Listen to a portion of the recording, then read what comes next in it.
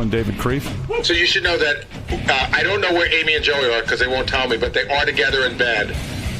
But what do you mean they won't tell you? What's the big secret? You know, it's the funniest thing. Like, I talk to Joey a lot, and when I spoke to him yesterday, I asked him where he was, and he said he was on the West Coast, and I said, "Where's Amy?" He's like, "I can't tell you that." And one time I called, and I got Joey's wife, and I said, "Where's Joey?" She's like, "I'm not allowed to tell you." They're like in the witness protection program. I don't know what's up with those guys. Why is it? Hold on, let me. Joey, why is it? Good morning, Howard. Good morning. Good morning, Robin. Good morning. Let me ask you a couple of questions. Hi, Amy. Oh, good morning. Why? What's wrong? Tired. It's 4:30 in the morning. It's dark here. Tired. Joey, why is it always a secret where you are? Because sometimes people are just up our butts, that's all. Who? Sometimes we just want a little privacy, that's all. Who You know are what you that's two? like. Paris Hilton and Nicole? Yeah, but I mean, like, not Richie? telling Gary where you are. I mean, we're not going to tell people where you are. Well, so this phone call is just between us, right? Well, not this phone call, but I'm saying in general. It's just the way it is, man. All right. Can Amy, I ask one question first? Yeah. What happened to Artie? Is he okay? Because he looks like he's getting really big. Yeah, he's gaining weight. Why? He's gonna Why? get sick. He's It's got not emotional. healthy. He's got emotional difficulties. That's true. That is Food true. is his friend. Your Right, buddy Art? David Kreef. Are you guys? chiming in. Yeah. Are you guys starting? You guys are coming at me all right out of the gate here. No, huh? I love you, Artie, and when I saw that you're gaining all that weight, it's not healthy, man, because I did it and lost it and kept it off, and I'm so much more healthier, and I was, a Well, little I mean, you're concerned. dating an attempted murderer. I'm worried about you too. Thank you very much. That's very nice, Artie. Now, eat all the blueberries you want. You're dating a woman who shot your ex-wife. I'd worry about you too. Thank you. I appreciate that. Well, let me get into that. What a knucklehead. I know what Amy- a knucklehead I am for bringing that up. Amy, let me ask you something. Joey, has said horrible. Forget about Joey's side of it for now. Joey has said horrible things about you. Okay. He has always said the worst things imaginable about a human being after what happened between you and his wife. I was angry. Right, of course. But, Amy has also made horrible allegations against Joe. Amy, how in the world are you with him? Like, how did this happen? Good in bed. Oh, boy. Is that no? But come on. I mean, were you pining away from like when you shot Mary Jo in the face? You were madly in love with Joey. So That's what they tell me without remembers. did the love go away? Yeah, I don't know. You know what? It's too early for this. What time is it, Howard? But Amy, isn't this something that is just like right out of the weird? Like I know for a while you were trying to get your life on track. You got out of jail. You even went as far I have it on track. It's on track. It's doing good. No, but you changed your identity. You said, I don't want anything. I've been given a second chance in life. I want to get back to some normal life. You married a nice guy. You had children with him. You set yourself up so that you could have a normal, regular life. What happened to that plan? It's like right out the window. Now it's like a zoo, a circus again. No, And I you have know. to That's hide. why we try to keep everything as private as we can. I don't know. We're not doing anything wrong. Do you feel guilty at all now? Joey's kids are furious with him. They feel that you are the woman who shot the mother in the face. There's got to be another man in the world besides Joey Buttafuoco for you, or is this all really a publicity stunt? You know what? I don't know what to say to that. It's not a publicity stunt. It's just, sometimes people connect and they get along really well. And you know what? It's none of anybody's business. We just came on to have a good time, say hello. But you're really banging. You're really banging Joey. Swear to God that you're banging Joey. Oh my God! Stop! Don't put it that way. Are you? Swear to God that you're having a sexual affair with Joey Buttafuoco. Howard, come now. Well, wait a second. So maybe I hit into something. Maybe this is all bullshit. Yeah. Yeah, how does she sound at 4:30 in the morning, Howard? Amy, swear to God you're having a romantic relationship with Joey Buttafuoco. Well, I don't need to swear to God, and it's our private business. But you know what? We have a lot of history, and we had a lot of fights. But we get along really, really well. We have a lot of fun together. All right. So Joey, again, we had your children on. You did. And the kids are just beside. Oh my God! Wow. Well, Did anybody tell me this? Joe, why didn't you tell me anything? You know really about this, so. Amy? Amy, Joey's children were on. They are disgusted with him. They are furious with him. Their father is having sex with a woman who shot their mother in the face. Howard, you're so negative this morning. No, I'm saying the children are. Don't you know Amy's hot? But Joey, granted, Amy's hot. Maybe Amy's the best lay on the planet. But how can you avoid these facts? I mean, you're saying he's being so negative. No, that's what happened. I mean, he's in such a down mood. I mean, can't we... I'm not being down. I'm asking Joey. Joey, does any of that matter to you? I didn't know this was Barbara Walters. It all, you know what, Howard? It all matters, but my children aren't children. My children are 27 and 24. They'll always be my kids, and I love them. And but you know, this is like I don't have to answer to anybody. No, of course not. But they complain that you don't even contact them anymore. They don't know how to get in touch with you. That's not true. There's no relation. Not true. There's no relationship between you and the kids anymore. Your daughter is furious. Yes, and I reach out and they don't return the calls. The only one that had the balls or the courage to call me back was my son, and he left me a very strong message. And you know what? I give him a lot of credit for that. And you know, I wanted to see my children on Father's Day. Is it worth it though? You know what? Everybody has to grow up and move on. See, it's okay that Mary Jo forgave Amy and went on with her. She supposedly went on with her life. Right. But it's not okay for me to get recovery in this, right? You know. But wait, Joey, we're not talking about recovery, and I don't mind that you forgive Amy. I'm just saying recovering from 14 or 15 years of living somebody else's anger and hate, and it was wrong, man. And that's just the bottom line, you know. So then you have to move in with them? Why not? What? I deserve another chance in life. But is it worth the hassle? I mean, okay, maybe you and Amy have something going. I don't know. But the fact of the matter is it worth infuriating your kids, society? I feel like we're on Dr. Phil. Yeah, really. Jesus, we should have done Dr. Phil. But Amy, this is a complete change from the demeanor you were trying to be a writer. You were trying to, you know, living a low-profile life. Howard, why can't I be a writer? Why can't I do things if I'm laying in bed with Joey? What is he so negative that my brain becomes mush? I guess because it makes me feel that you don't even really take your sort of rehabilitation seriously. That Joey, it was just like poison. Rehabilitation. It's not being a drug addict here. My life is fine. This is what, how many years ago now? 16, 17 years ago? But isn't this... I'm fine. Believe me, I'm fine. Have you introduced your kids to Joey Buttafuoco? I'm not going to discuss my children. But would you introduce your kids to him? And are you going to? And how I don't want to discuss my children. My children are off limits. But how are you going to explain this to your kids? I'm not going to discuss my children. How is this off limits? This is eventually going to become public. Your kids will have to deal with it. We're not on Dr. Phil, and I'm not discussing my children. Yeah, but your kids are going to know. I mean, that's a huge issue for you, isn't it? You know what? My kids are very small. Joey's a nice guy. They don't know any of my history. They just know Mommy. They love me. And, you know, I wouldn't bring anybody horrible into their lives. Amy, how is your ex-husband handling this? I mean... you know what? He is not a happy man right now. Not good. And we are not separated because I ran off with Joey. We were separated before, but he still is not happy. He didn't feel I needed to announce it on television as if it's some type of infomercial. What happened when you told your husband that you were going to hook up with Joey Buttafuoco? I didn't. He heard about it on Entertainment Tonight. Do you think that's fair? Do you think that's fair? You know what? He walked out on me, so is that fair? Well, he walked out on you because you were having sex with another man. No. We broke up before Joey and I even hooked up. Oh. One thing had nothing to do with the other. Oh, I see. So in other words... He's still irate. He's not happy about it. You know, he just feels that if we're not together, I should sit in the convent for the rest of my life with my children and do nothing with anybody. How is it to have sex and to be lovers again after all that has gone down? And how did this all come about? You know what? I think it's more tender the second time around. But how did it come about that you two started banging? We're attracted to each other. Yeah. That's all. You always were. It's simple. It's easy. Yeah, Joey, are you saying after the shooting that you were still attracted to Amy and you just never confessed that? No. Are you asking that to me? No, because there was so much going on at the time, and my focus was obviously Mary Jo and recovery and all that with her. That was a very difficult time, But Amy, you have said in your own defense when this was all going down that Joey is a guy who took advantage of you. You were a young girl. He manipulated you, that he never came clean even at the trial. Maybe he's still manipulating me. What do you think, Joe? Oh, you think so? Yeah, I think so. He might be. Come over here. Rolo, get over here. Howard. Amy, doesn't this You're all beautiful. sound like you're making a mockery of what you did? I mean, isn't there any You know what, shame in Howard, any of to this? put it bluntly, Yeah. I don't give a shit. You don't care.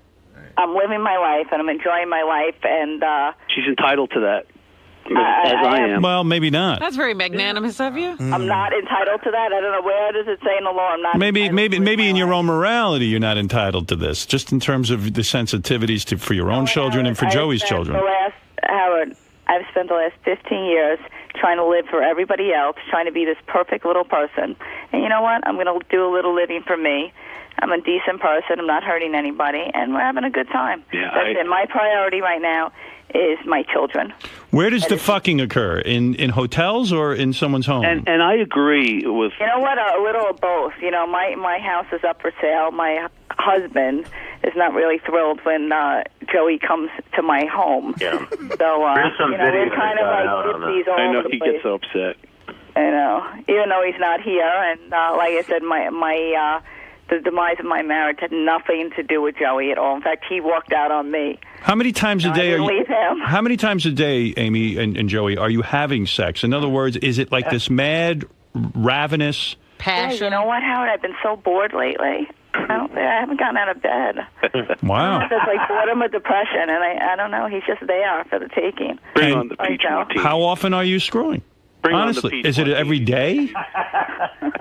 Waiter? It's all a big joke, I guess. What is it? Wait a minute. No, it really isn't. Hold- It's kind of good to put down all the hate and anger after. Oh, come on, Joey. This is No, crazy. seriously. Yeah, go. This is wild. Yeah. Let me I'll tell explain you to you. right now, man. I'm telling you right now. I'm entitled to put it down, and I have. Nobody lived in my shoes the last 14 or 15 years, or even when this all happened. You know, I was the one that was living in my shoes, and for me to be Wow. able to put this down and just make up and just put it down and put it down and go on with my life, I'm entitled to it, and I feel good. Do you ever have angry sex with her? Yeah. Do you ever John? spank her or like come all over her face because you're just like pissed off at her? Do you ever just go? Let Amy tell you that. Shall I? Amy, go ahead. Oh my God, you want me to tell him that? Yeah. Only if you want to. Tell him what you want. That?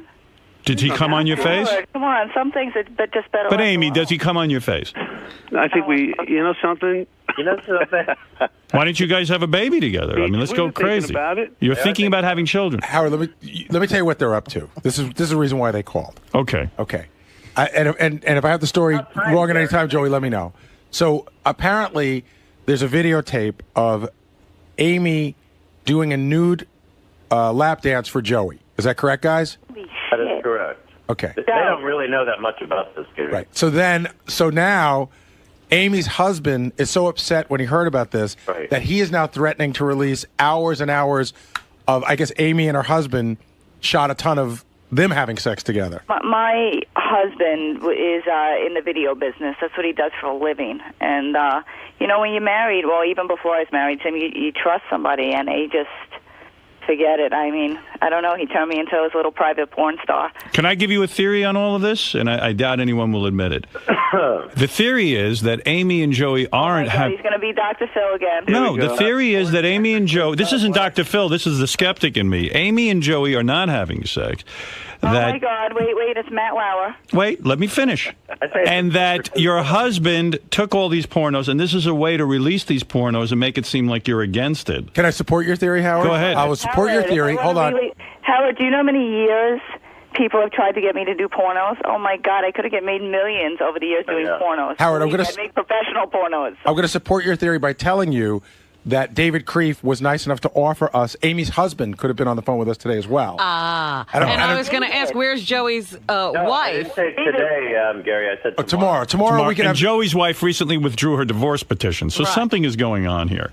Well, Yeah, I'm not in control of anything that she does. Yeah, you know Nobody what? is. She's a very Nobody is. strong woman. And there's to me. nothing to do. She just did it. It's, you know. I think she's going to refile and then ask for like $3 million in the other house. I think that's the rumor. So we'll see what happens. So what are you two? You two, if you two are you're here to say that you're really in a relationship and you sit and you talk and you have good times together. Absolutely. You're planning a You know what it future? is, Howard? You know, people keep saying, well, why did you have to come on TV? Why are you telling people? It's because whenever we go out, we're photographed, and it was going to get out there anyway, so we felt like, you know, just tell people before it gets out there, and, you know, people make up a bunch of stories that go along with it. I see. So it's Now, really did not this- a big deal. Did this start when Joey was still in jail? Yeah. No, this started a couple years ago when we started talking, and then I don't know, he turned into a fuckhead last year on Entertainment Tonight. Yes, I did. When we did with Howard, And I don't know, everything was going really good. I don't know what happened. I And, turned into a fuckhead. I did. I was an asshole. I was it's sick. horrible. Oh. I know. I'm sorry. I apologize. And Amy, what do? Do you dress up in outfits for Joey? Are you? Sometimes. Sometimes you do. What do you put on for him? Gotta keep it, like, high, you know? Let me ask you this, Amy, because I think you do have some respect for Mary Jo. She actually helped to get you out of prison. Do. If What? Mary Jo asked you not to do this for the sake of her children, would you respect her wishes? I don't know. This is the woman who's Mary Jo. I think that's a lot to ask for somebody. You know, everybody moves on with their life. She moved on with her life. But let me ask you But this: you've got to owe this woman, I mean, your life. Mary Jo got you out of prison. Well, you know what, Howard? She got me out a little bit early, but in all fairness, I would have been out like 6 months later. I mean, believe me, I wasn't rotting there for the rest of my life. But you know what? She's a wonderful lady, but this really has nothing to do with her. And the fact that she gave you her forgiveness and said, "Look, I know you shot me in the face." That's all beautiful, Howard, but you know what? So why do this to infuriate her children? I'm not doing it to infuriate anybody. We're just living our lives and being happy. Mm-hmm. We didn't set out like on a mission to hurt anybody. Do you guys want to take a few phone calls from listeners and see how they respond to all of this? I don't know. It's up to you. No, I don't really want to take any. Yeah, I don't want to ruin it. Why not? Why not listen to what the public has to say? Negative and. I'm negative. Why am I negative? I'm asking the questions that everybody. No, not you, but Yeah. you know, callers and stuff. You know, I'm they don't like sensitive, Howard. Yeah. You know. Plus, you ruined my chances to get laid this morning. Oh my God! If you upset me and I cry, forget it. He's gonna have to hear it all day. Robin, what do you make of this? We just jumped down to the beach. What do We'll I be make fine. of this? I don't believe it for a second. You don't think they're even having sex? No. All right, that's cool. That's good. All right, Amy, let me ask you the tough question. Did Joey do you when you were underage? Yes. He did. Joey, Yeah. did you? If I did, I didn't know she was underage. How's that? Stop it. How underage were you? Who You were the hell 15. remembers? Amy, you were 15 at the time. No, I wasn't that young. I think it was Who the hell 16. cares anymore? Wait a second, Joey. I'm sorry. Go ahead, Howard. I'm sorry. Well, Joey, you see, that's just the point. That's why this is bizarre. I mean, Amy accuses you of child rape. Who cares? I'm not a child anymore. Enjoy it. Wait a second, Amy. What about the fact, didn't Joey turn you out to do tricks? You claimed that. You claimed it. Howard, you know what? I got to go back to bed. You're really, hon. Just be getting too heavy. Whoa. You know what? I could have did Barbara Walters. You could have gotten Joey locked in jail for that accusation. You know I'm so glad now that he isn't. But wait a second, Joey, did you turn Amy out to do tricks? I absolutely did. Never did anything. Amy, is he lying? That's just Amy, is he lying? Howard, we're not on Barbara Walters. We're not on Dr. Phil. Stop Is it now. Joey Have a good lying? time. I know, he's crazy. The man right, that Howard, loved I'll go you back to sold you out, and you're going to tell me he's saying he you did know not. what? Who's telling the truth? Don't hang up yet, Amy. Amy, who is... Oh, David, you make know him what, hang up. David? Honey, run the It's too bed. heavy. It's too early. Howard, lighten it up. Wait a second, And Amy. Howard, you know what? If I think he's bad, I'll just spank him over. But Amy, Okay? I don't. Amy, I don't understand this for a You second. can, you know what? Your brain works more than gonna ours. hang up. We don't think so much. If you want to hang up, you can hang up. The point is, you have said that the man Hell put you cares into. what I said. So you were lying. No, I don't even know. I don't even know what we're talking Did about. Joey What are we put you talking into? about? Did Joey put you into prostitution or not? Oh, I think he's doing it right now. That was never true anyway. It was never true, Amy. No. So Amy lied.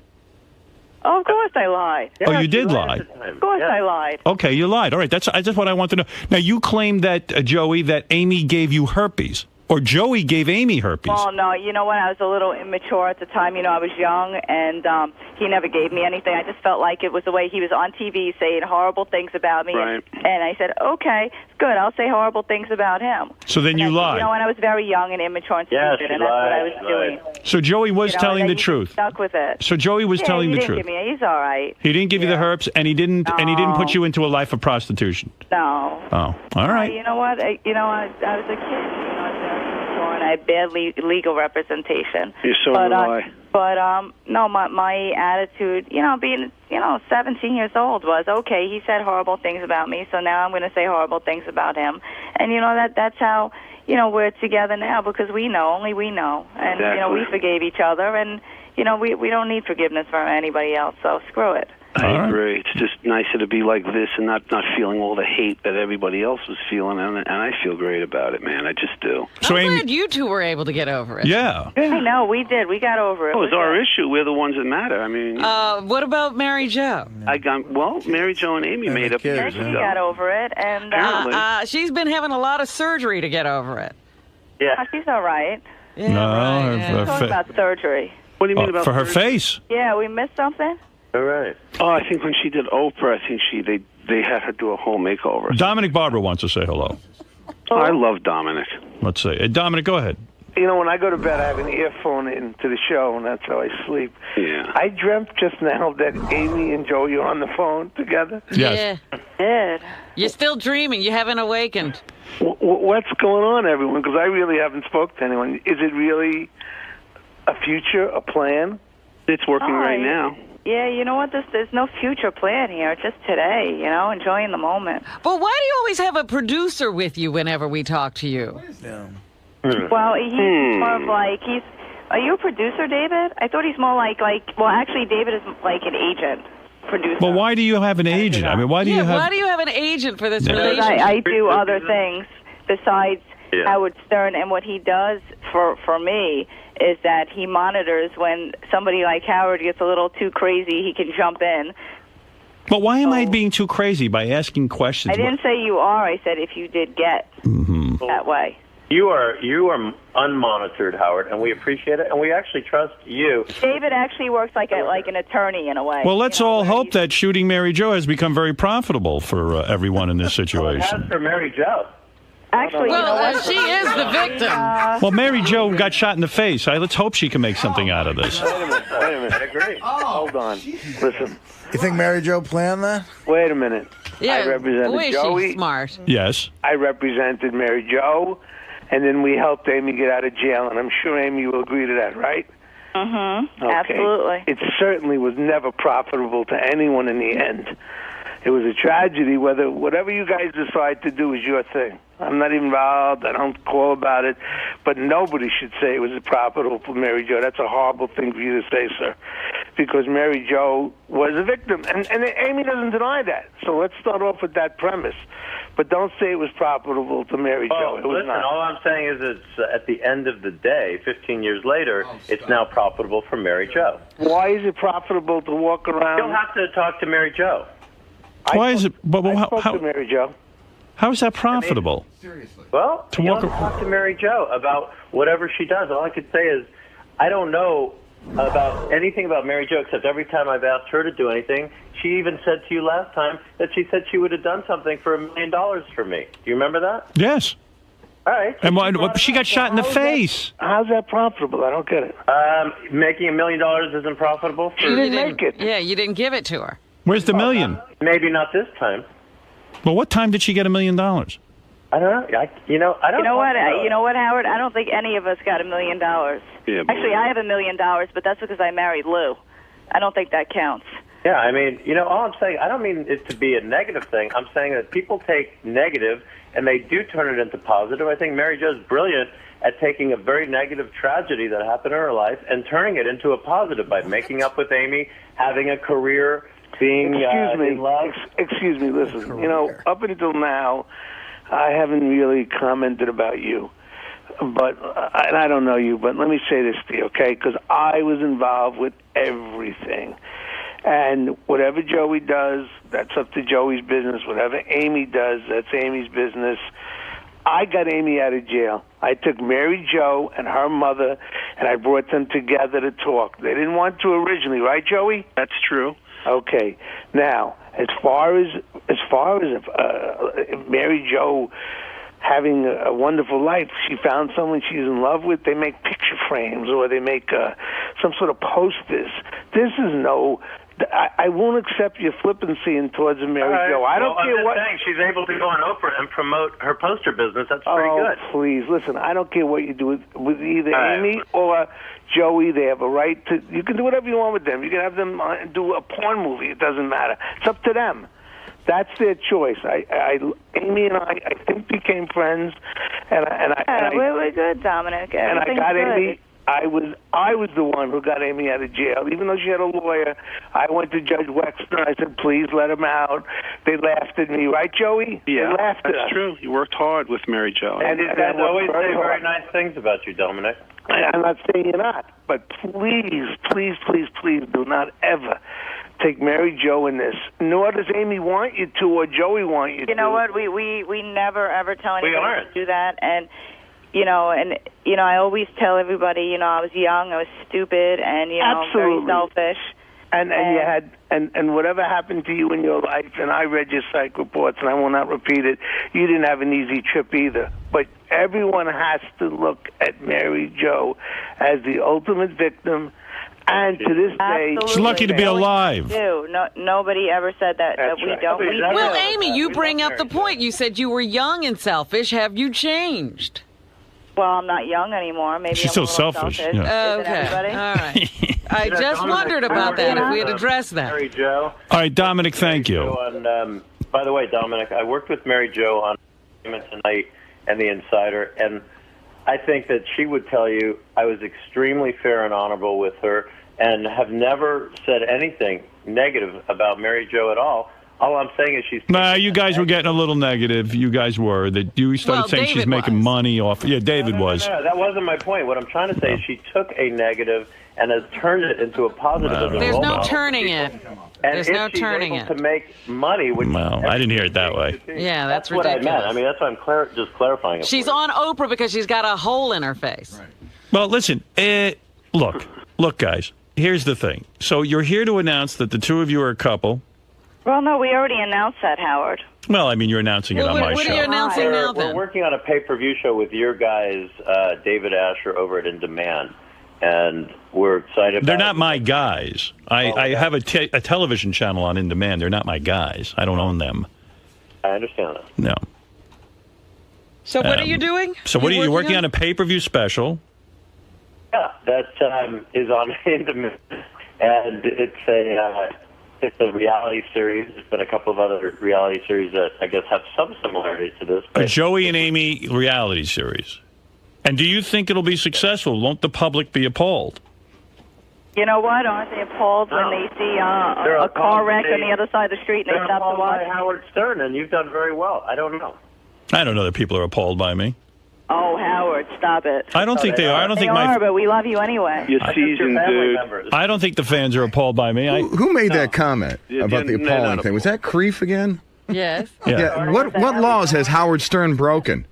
Artie, is that you? No, it's That's Fred. Fred. What laws has Howard Stern broken? There's a world of difference between shooting somebody in the face and talking on the air extemporaneously every day. But millions of people love him, and millions of people hate him. Right, so I think to qualify Howard in that same category as someone as an attempted murderer is quite different.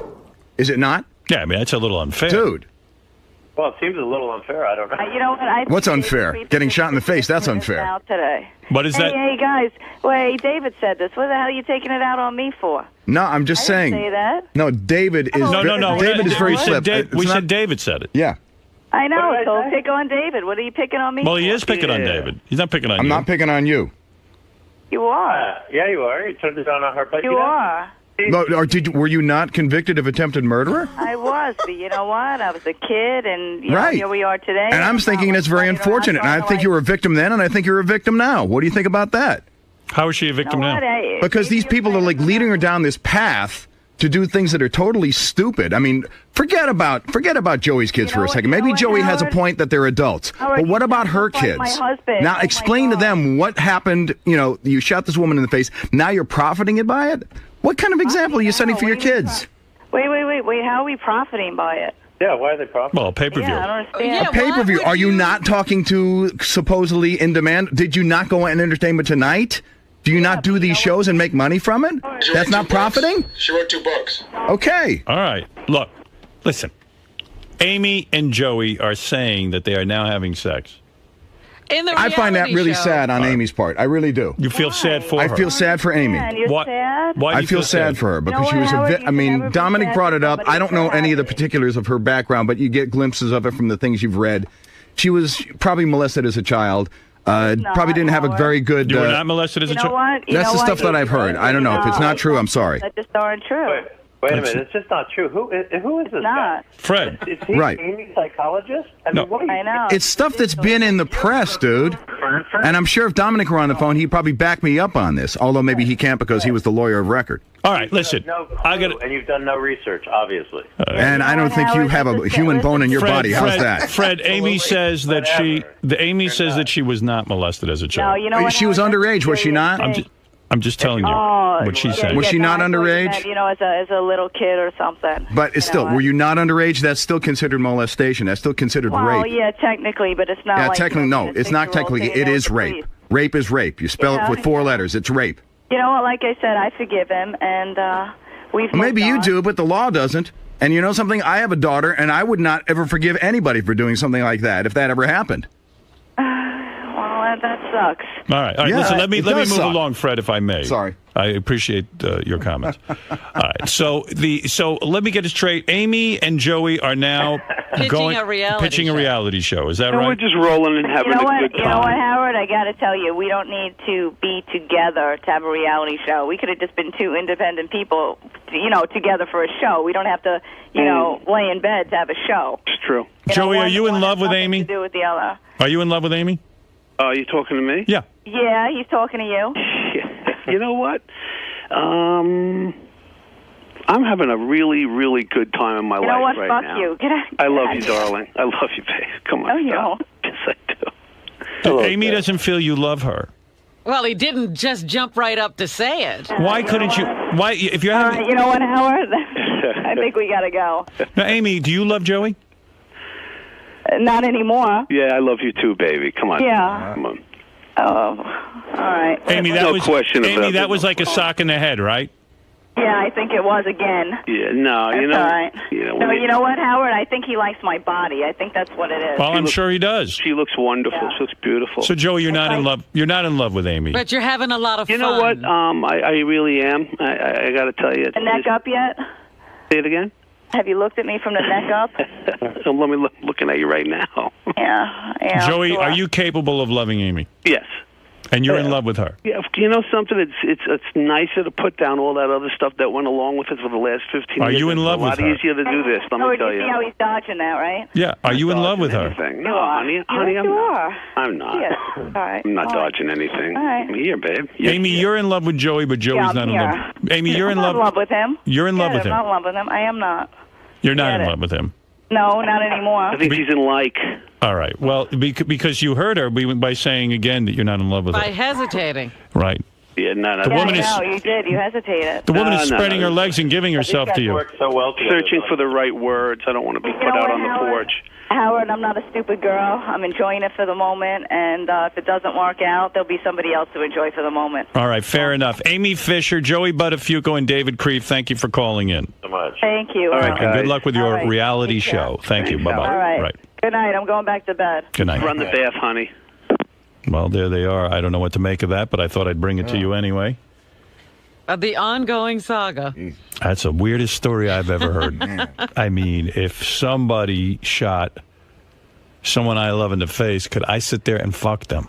No. Even if you didn't love them, if The only they re- were the mother of your children. No. And the only reason I could never do it. The only reason she's walking around right now is because she was a bad shot. When you think about it, That's true. She didn't hit her mark. No, Right, I Mary always Jo said- did help her get out of jail early Right. by pulling through and not dying. Absolutely. That's how She helped helped her, her out of jail. incredibly. And telling a judge that she forgives her.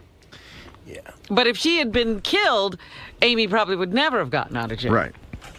Who knows in this country? You know, there's, I know. Yeah, she that's could true. have gotten 3 months. there's people in the world who keep little kids in basements and molest them and rape them and shit. There's that level of person. The next level up is David Creve. That's right.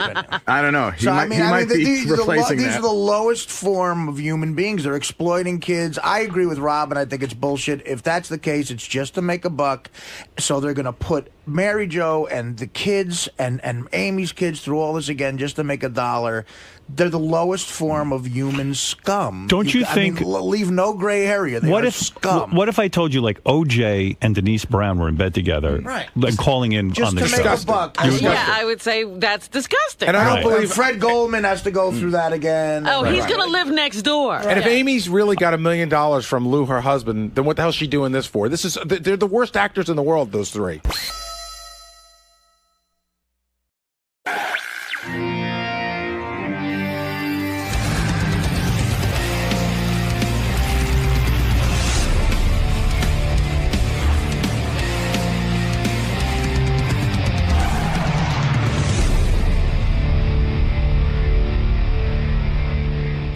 I was listening to Howard 100 News yesterday, and I heard the disturbing report that Teddy got mugged for his iPhone. Teddy, what does John call him? Teddy Microphone. I don't know when that happened.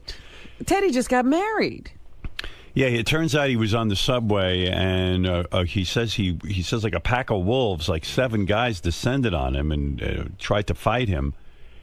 Grabbed his iPhone, and then he chased them, and they turned around and looked at him, and they said to him, "Hey, Teddy." Or whatever. They knew him? No.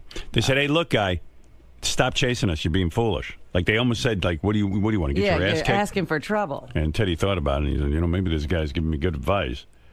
But the odd part of the story and why I want to speak to Teddy, because this is upsetting to me. Teddy has one of those apps where he can track where his iPhone is, exactly where it is. He says, "Here it is. I know exactly where my iPhone is." And So why is he chasing them? Well, he called the police, and the police wouldn't do anything about it. He said, "Would you send a car over there and get my iPhone? There's been a crime." Well, this is horrible because obviously these people are predators. Yeah, I don't understand that. I mean, here we have the technology to get the guy's iPhone back and catch a bunch of marauders. Why would the police not? I don't understand his story. It doesn't add up. It doesn't make sense to me. I believe the police would go check it out. Why not? They're doing the stop and frisk thing. This is obviously people who are up to no good. Gary, when does Teddy come in so I can talk to him about this? Or is he not here till late in the show? Gets in around 8, Howard. 8. Do you know anything about that story? No, but John Lieberman's here, and I think you may have a couple of the facts wrong. Oh, all right. John, come on in. This is John Lieberman. He's made his bones on the Tim case where Tim shit in the bathroom, and he... now we look forward to every report. He did DNA swabbing and all kinds of things, and all of a sudden he's like top reporter around here. John Lieberman got 18 on the ugly meter. Yeah, a lot going on around here. Yeah. Who knew? So Teddy went out drinking Sunday night with his new wife. Right. And he ends up turned around on the C train in Manhattan, headed the wrong way. Mm-hmm. So he's headed to Brooklyn. Okay. He gets off the train. He's discombobulated. Next thing he knows, there's 7 or 8 guys poking at him, reaching in his pockets, trying to mug him. Right. They end up getting his iPhone out of his pocket. Right. But they don't take his watch And or his wallet. or his wallet All or right, anything. so far I'm with you. I think I got the facts straight. Then he gets back home and he calls the police, but the police say they want to come to his house and do the report and everything, but he was drunk and kind of out of it and said that's why. Okay. Said I don't really I don't feel like dealing with this right now. So then he uses the app on the iPhone to locate his phone, and he sees it sitting on Fulton Street in Brooklyn. Right.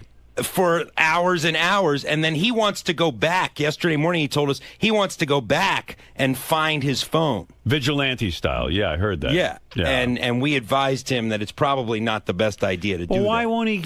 So the police are not at fault. They came over. They were ready to come right over, take the report, and get the phone for him, and he didn't do it. The police are not at fault. No, not at all. Not at all. Not That's at what I all. said, because it seems to me the cops would be all over this.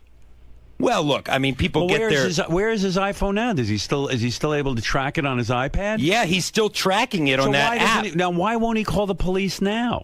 Well, he says he was considering it. He says that he will call the police and actually go through and file the report. What is he going to wait, a month? I used to think Teddy was kind of a sensible guy. And that makes no sense to me. Well, then it's his fault. Well, he'd rather go out on his own and try and tackle these guys and get killed. Yeah. Yeah, I mean, he was saying back there yesterday, that he wanted to go and... Why don't you as a reporter go see who the guys are and interview the guys who took his phone? Well, people on Twitter were like, go out and live tweet finding Teddy's phone on Fulton Street in Brooklyn. Yeah, so... Do we know where Teddy's phone is right now?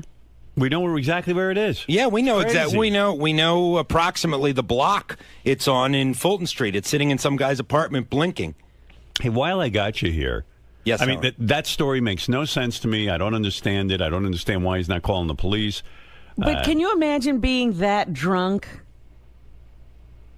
No, I mean that you can't even call the police. You can't get involved. How drunk are people getting? Also, he did. The interesting thing is he did call the police, but once he found out it wasn't going to be a snap your finger process, I mean, they had to come out, write a report and everything like that, and he just said, "You know what? I'm going to bed. I'll deal with it in the morning." And then in the morning, he didn't deal with it. He still hasn't dealt with it. That's just odd to me.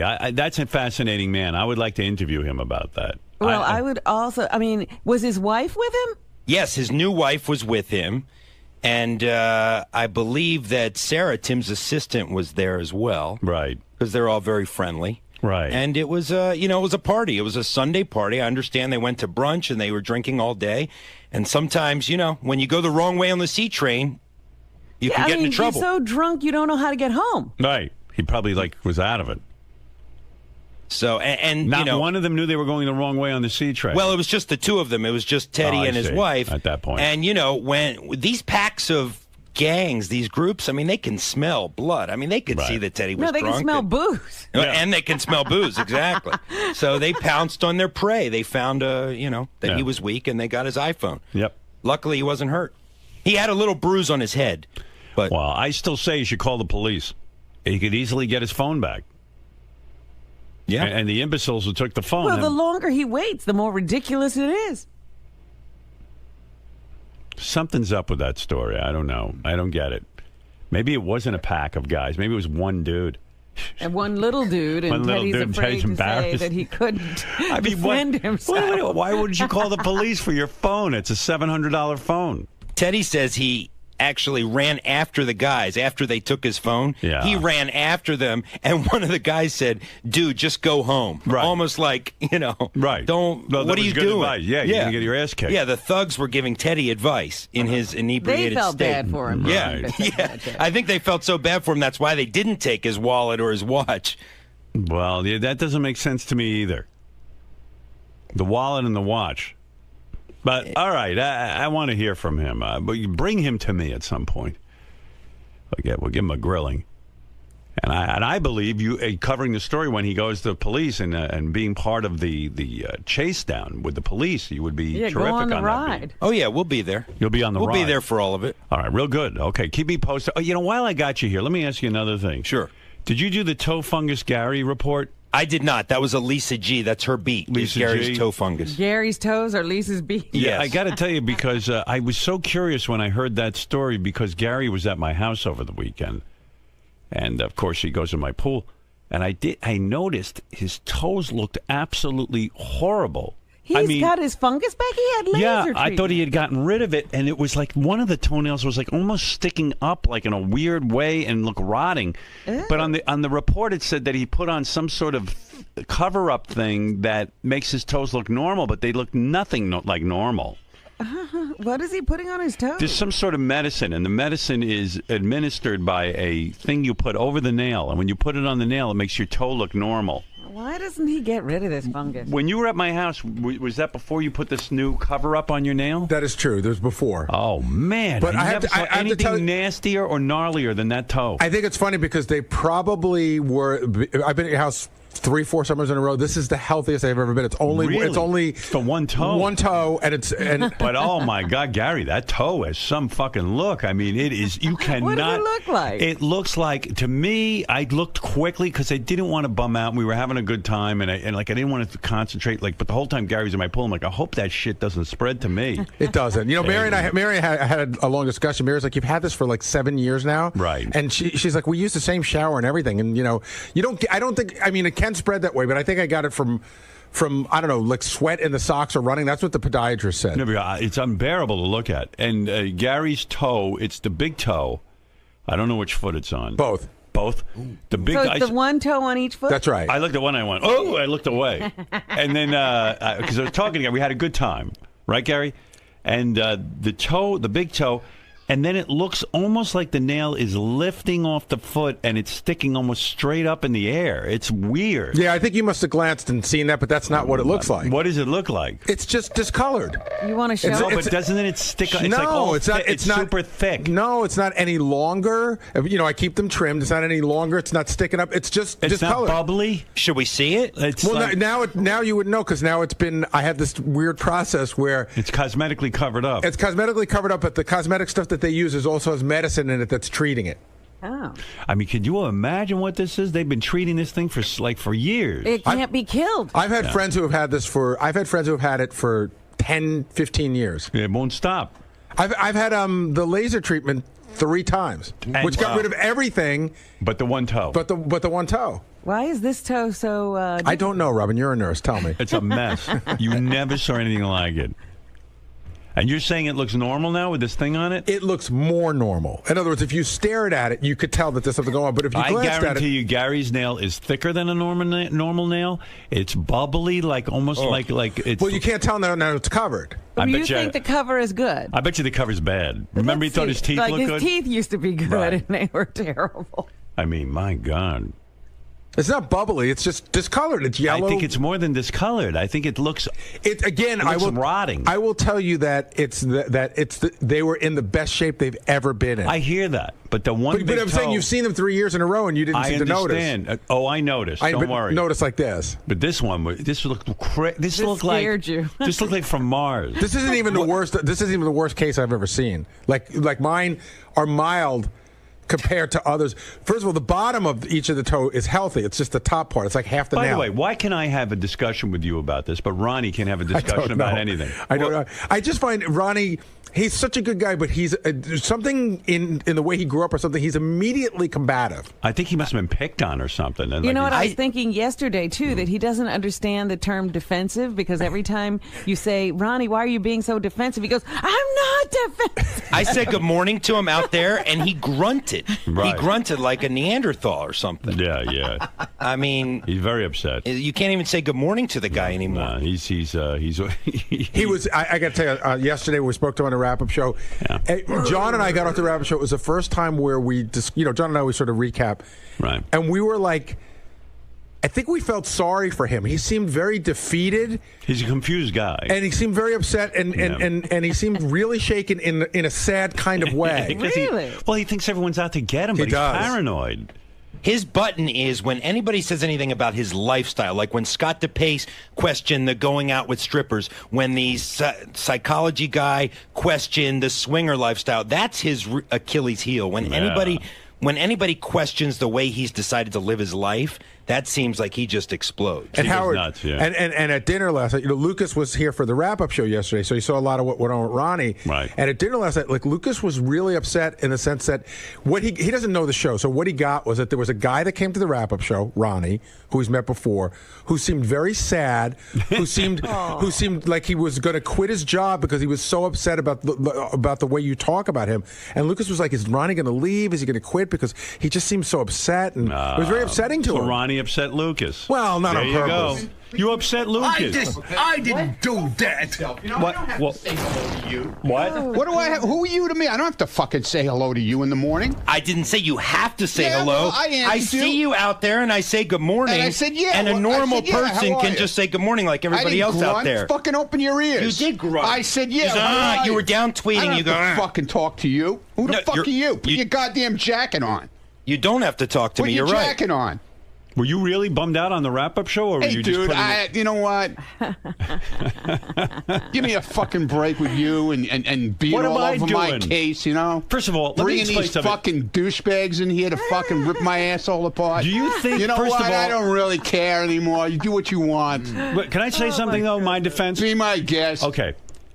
Gary said to me with the Ugly app, there's a guy who developed an Ugly app. But I'm going to take but I'm going to take you through the history because I don't believe the extent of your paranoia. Look, Look, You got a problem. I spoke You to got a real. problem. I spoke to real police yesterday. Real guys that heard this bullshit. Yeah. This guy, they hear guys like this every day of the week in the police academy, and they know nothing. Okay, They're all right. fucking book smart. That's all they are. They never spent a day on the fucking street. They don't know about security working with people. Okay. Fuck him. Okay. Okay? Fair enough. And fuck Wolfie, too, because half of that shit that was in that thing was written by him. He knows all. They all Gary, know did about Wolfie the show. write any of okay?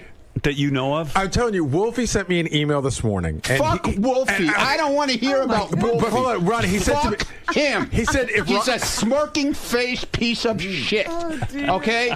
Fuck him. Can Gary get out a sentence? No. Oh. Wolfie just said, I Fuck Wolfie.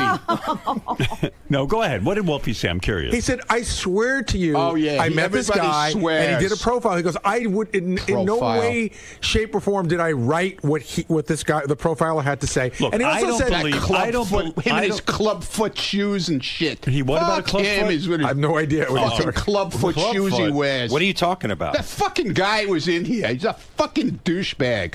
But I mean, The listen. profiler? Is that who you're talking Yeah, that's about? what I'm talking about. The profiler. But listen. The guy who listened to the show since 1985. That's how he knows about everybody here. Yeah. well, Fucking asshole. But I mean, I could write the same profile. But Ronnie, here's my point about you. What are you looking at? Well, you're What's exploding. your problem? You're about to explode out of I'm your not suit. exploding. Ron, try to follow me on this, and if I'm wrong, I'm wrong. But the guy said really weird things about me too. But I listened and I didn't Good. explode. I'm because, happy for you, man. I mean, it's true. I wear condoms, and he's saying that I have an intimacy issue with my wife. That's pretty insulting. But you've talked about that on the air. And so have you.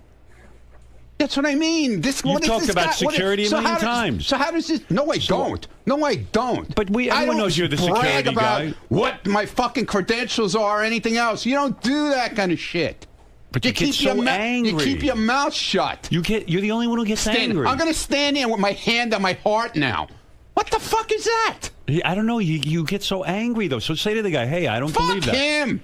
I don't have to come in and fucking patronize him. Fuck him. And I heard the wrap-up show. Do you really think that I orchestrated the ugly app so that you I would didn't say get a anything about the 0.0? I didn't say anything about the You ugly said app it on the yesterday. app, on the wrap-up show. You said in the wrap-up show that you thought that, not that Howard orchestrated, but that it was orchestrated against you. I said that a long time ago. So I didn't have to say it on a wrap-up show. So you think every bit is orchestrated about you? I said it back then, dude. He thinks every bit is orchestrated. Ronnie believes that every bit. Yeah, because you know it fucking riles my ass up. I had no idea that you'd get a 0.0. Whatever, dude. I don't care. How could anybody predict You know what? that? I'm going out in the hall. I'm doing my thing. Yeah, because you left can't alone. handle it. Yeah, right. I can't handle Howard, it. can I make a- You can I- go crazy. No, Can I make a because small these guys point? are full of shit. Somebody tweeted last night that yellow book, Security for Dummies, Yeah, and Ronnie and I retweeted it. Ronnie Man, that's my retweeted fucking it. handbook. He said, "This is my handbook. It's That's one of those right. yellow And you know Security what? for Dummies book." Can I It was finish? securities. It was for fucking. What are you getting so close it to me was for? the fucking stock market. It wasn't even real securities. Oh, securities. Yeah, securities, exactly, not stupid. security. Read Hey, the Howard. fucking, I was read getting the to cover that, of the but you book started right. to attack me. Fuck you. I didn't attack you. Put your jacket on. What are you doing without a jacket? This was an Don't come impromptu out here visit with- in the Don't come in here studio. without a jacket. I wasn't planning on coming. God. Well, Can I- don't Howard, come can I in just without make a one small jacket, point? you know? Yeah, sure. You look Okay. like a bum. Ronnie on the wrap-up show yesterday said that they singled him out. I said, well, why would Wolfie single you out? He said, because it's good radio. And I made the point that they profiled Fred and wouldn't He's afraid of Fred. Wouldn't making fun of Fred might kill be him. good radio as well, but they didn't. Your Right. security training has taught you that, Ronnie. They're afraid of Fred. And then he's got an explanation. Well, I mean, you had a meltdown on the wrap-up show. I had no I idea. didn't have a meltdown. You sounded like Lucas. I didn't have any fucking meltdown. You scared Lucas? No, I didn't scare Lucas. You scare small I wasn't children. even yelling. Something's going on because the past week you've been. Yesterday I Don't asked you worry about about your me. new. I asked you about your new car and you jumped down my throat. Oh, it's not your business. He has some kind of new pace car, It's all not your- all painted What? up. It's not that your my fucking sources business. told me. Your sources and I- told me. and I I- know who your fucking source is. There's one source here that knows about it. Who? So I know who your source is. Who is the source? I'm not revealing You it. don't, because I have multiple sources Yeah, on this one. multiple sources. So talk about your painted up pace car. None of your fucking business. What do you mean a pace It's none car? of your fucking business. Ronnie, what is a pace car? You mean like None at of a your track? fucking business, dude. You're talking about a pace car that keeps at the track? You have a That pace starts the car? race? Don't worry about what I have. Wow. I'm not talking What do about you it. know about We this? break news. This Yeah? is what I'm telling you, What Howard. is it? You don't even know what it is. You fucking come to me yesterday and try and pull it out of me, and I won't tell you shit. Because I'm not going to give up my source. I'm not going to give up everything I know. That you have some crazy colored, painted up. Yeah, crazy. No. Pace car I had in your it painted garage. like that, right? You stupid ass motherfucker. Well, then explain what it is. Why are you I'm not explaining anything to you, man. I don't have to. Are you now an owner of a pace car? Don't worry what I am. What do you mean? I'm asking you as I'm a not friend. telling you. I'll tell you off the air. I don't have to tell you anything on the air anymore. Wow. Wow. And then you threatened me yesterday with the block party. Oh, you want to be part of the show? Well, you want your block party? Is that a threat? Then you better talk. Is that a threat? Yeah. No, I never said that. Did I say that, Gary? If I'm not part of this, if I don't. No, I never told you. Oh, Again, yes, you're you did. paranoid. Yeah, I I'm said paranoid. to you, if like you tell Lisa G, you want to be part of the show, and then sometimes you don't want to be part of the show. I'm part of the show Either all you're the time. in or Don't you're fucking out. tell me that, But man. you can't talk I've to taken you. more shit around No this one can fucking talk to place. you anymore. Between me and Gary, we took more shit in this place than anybody else. Oh, Gary. Gary's takes more not shit. on your side. I don't care if Gary's on my side. I asked Gary about his disgusting toe. I'm making a statement. I asked Gary about his disgusting toe. He doesn't freak out. I'm not freaking out. I don't have to You tell my are fucking freaking personal out. business. You're okay? freaking out. I'm not freaking Someone out. asked you about your car and you're freaking out? Because he's an idiot. What is it? Why is there Why the personal why attacks? Why is there a story in that? So you're calling me an Because I idiot? bought a fucking car. Why is So there you're a story calling me in an that? idiot? I asked you about it too. What? I asked you too. What's a pace car? I don't wanna I'm talk. not gonna- So I'm an idiot too then, I guess. You're calling me an idiot. Whatever. Thanks. Nice. Call me an idiot. Yeah, I mean, these personal attacks Idiot. are really Look, unwarranted. The things you fucking called me over the past fucking 2 I years. haven't said anything. Oh, please. You put me down like I'm a fucking piece of shit on the street. Yesterday I didn't you put always you down put for a me minute. down, man. You love it. When you did love I put, doing it. Name something where I put you down. You just called me an idiot. So what do you? Whatever, dude. Because you don't have an example. I have plenty of examples. I've only treated you nicely. I have plenty of examples. No, you don't. Name one. I have plenty of examples. Give me an example. You're always fucking making fun with the security thing. I didn't say anything. Always. The guy man. profiled you. you. Put me down constantly. The guy profiled you. My security guy is fucking half the size of me. I never made a height How joke. do I have a fucking guy like that with me? Did I make the height jokes? Dude, I've heard it a million times. I don't know. No, I don't make the height jokes. Dude. I mean, everybody I've else heard does. it a million times All from right. you. Everyone around here does. You don't hear it from me. Yeah, okay. I'm paying you and hiring you, and you're saying And I'm you're putting making you down. and you're making fun of me too, all at the same No, time. I'm not. It makes no sense. I but never okay. made height jokes. That's why I'm here. Go find one. Go find a height joke. I found them. Ever since we had the I roast. can't believe he's this sensitive. Oh, I'm he's very you should have heard him on the Robin. wrap-up show. You sound Very like a crazy sensitive. man. Yeah, I'm a lunatic. You sound like a lunatic. A crazy Guy asked you man. about the car. No, fuck him. I don't have to fucking answer him. What the hell Do you hate everyone here who asks What's you it? questions? No. It's not like I asked you some incriminating question. Here, let me show you how he does it. Let me have this. That doesn't work. He walked. I don't. No. Oh, okay, I go just ahead. want to a little demonstration. Ronnie's holding a microphone. Okay. He wants a. This is radio. He Ronnie. walks up to you and he sticks this in your fucking mouth like this. He Go goes, ahead. Well, that's what's this I hear about this new car you got? Right. So what'd you say? Mind your business. It's none of your business. No, actually, you said something much more profane than that. Like what? Get the fuck out of my face. I don't have to tell you about my car. Yeah, exactly. Why can't you just say? Do I ask you about your car? Ronnie, why can't you just say I don't feel like talking about it? I do. That doesn't work with him. You just say, "Excuse me, I don't want to talk about it." Doesn't work with him. No, I stay on it And he because stays on it with that thing. He sticks it in your mouth. if like it's an issue, like it's somebody's cock. If it's an issue that people back there are talking about, I heard you, moron.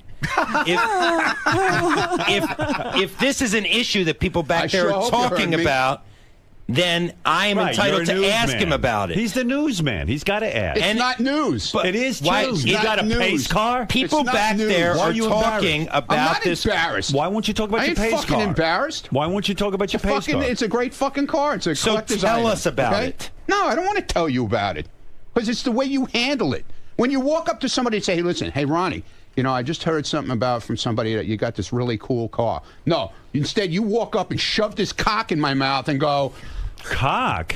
When did it become a cock? He loves. You think it looks like a cock to you? And you think That's right, and he's tempting me with his cock. That's his cock. This So is you his want me to cock. get another microphone that isn't a phallic symbol? Is that what you're I saying? talk to Lisa all the time. She doesn't walk around with that thing.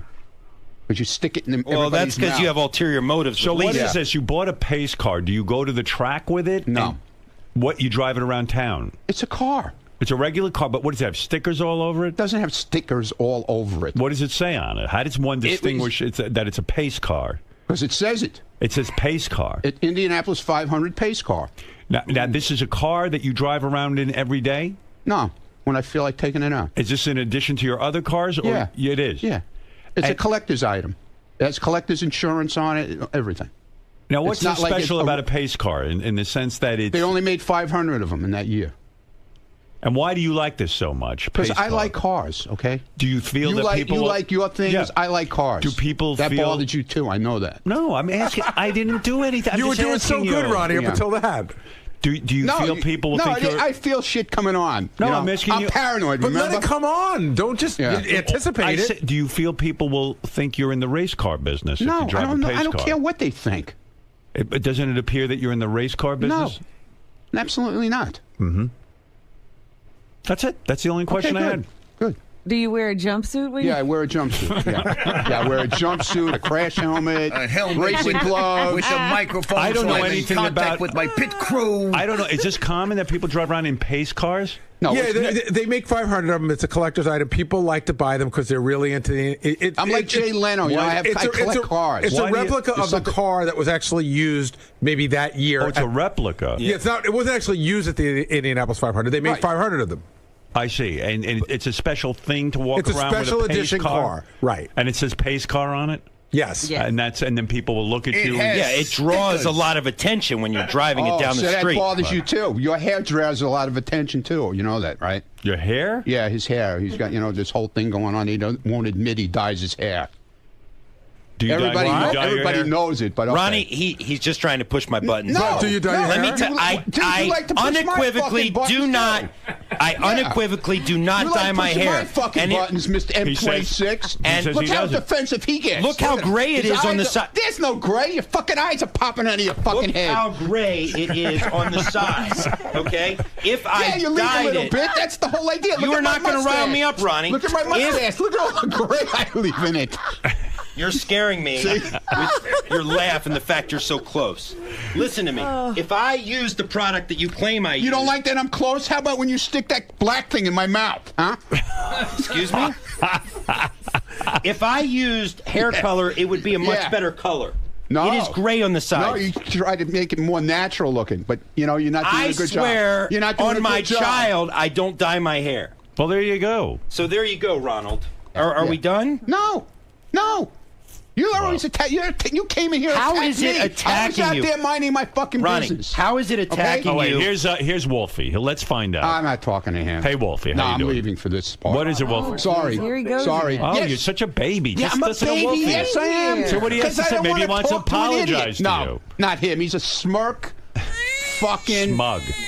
Yeah, smirky, smug bastard. Eccentric to think Yes. that I spend any of my time. Yes, you do. Yes, you do. Because Wolfie's point is, no Wolfie, one's- you want to be so part of this show, Wolfie. I know you would do anything to get your airtime. That's why you brought the fucking guy in here yesterday. Why did you listen to Wolfie I don't for a want to second? listen to him. I'm going to talk right over him. Why? I really don't give a Quiet shit about down. Wolfie. I give no shit about Wolfie.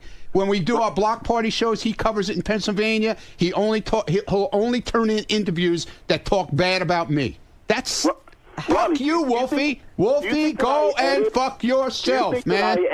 I don't give a shit what you say. I don't care what you say, Wolfie. I really don't Wolfie, care. Did you write what the profiler said? He doesn't about have any of to. us? Everybody knows what he fucking said. Wait a second. It's air. Wolfie- It's been talked about on Well, the can air. I ask him a question? No. I can't ask him a No, question. it's a fucking waste of time, man. Well, everything that guy said yesterday, okay? We've talked. Everybody's talked about on the air, right from KC being whatever he was. You don't think he was right about Casey? That's what I mean. Everybody knew that, right? He wasn't and we saying talked anything. about, and we talked He about didn't it say on the anything that air. crazy. You know? are a paranoid baby, Yeah, yeah. Well, you said that yesterday too, Wolfie. Okay. You just so want to be here so bad, you know. I understand it now. I understand it, Wolfie. Wolfie, it's fine. I'm glad you got in here yesterday. I'm very happy for you. Wolfie. But you know what? You're not here every day, and I know you're going to cry about that. So Wolfie. it's fine. I don't need to be there. Oh, you do need to be here. You need to be here in the worst way because I know you beg for a job here. I know you beg for a job. You beg for a job here, Wolfie. You beg for it. Ronnie, You beg for it, dude. He won't let Wolfie talk. No. What is that? Is that your thing? I filibuster? filibuster. You talk over everyone? Is that your thing? What? So it's okay for him to fucking It shows walk you're all insecure. over me. Well, I am insecure. well, let's hear what he's got to say. I don't want to hear what he's got to say. I don't care. That's the whole thing. I care. Well, good. Then you can listen to it. I don't have to listen to it. Why do I have to stand in and listen to something I don't want to listen to? Why? Why do I have to listen to it? I don't have an answer for that. I could be in my pace car. Yeah, exactly. All right, Wolfie. I can't hear what you're saying anyway. So have a good day, Wolfie, and you'll keep trying to get a job here. Marianne from Brooklyn, you're on the air. Hi, Howard. This is the best ever. Ronnie, you know I love you. Howard, he stands up. He's 60-something years old. He watches you back at AGT. I'm watching him from the box. I don't have a problem with him. He can't communicate with anyone. A guy comes in here. I communicate fine. Ronnie can't handle talking to anybody. I don't never saw want to anything talk like it. It's old school. He was born he's more like my age, and he feels very defensive, and I think everyone's sort of picking on him. Maybe you're right, Joe. Go ahead. You're on the air. Ronnie, you are such a baby. Yes, I am. Of course. Ronnie, here's my point. Go ahead. Man, you bust balls around there nonstop. Somebody. Wait a minute. I bust balls around here? Yeah. How do I bust balls around here? You're constantly joking with people and playing around. There you go. Yeah. Joking. There you go. No, joking. you walk up to people, you tell them to fuck off, and you say you're joking. But the people don't know you're joking. Oh, they know. Please, they know me long enough. You bust balls. Yeah, okay. Everybody busts balls around here. Well, everybody. So you should take it a little bit. And I don't think that guy yesterday was busting your balls. I take it from the people around here. I don't have to take it from outside people, dude. I take it from you. I take it from everybody here.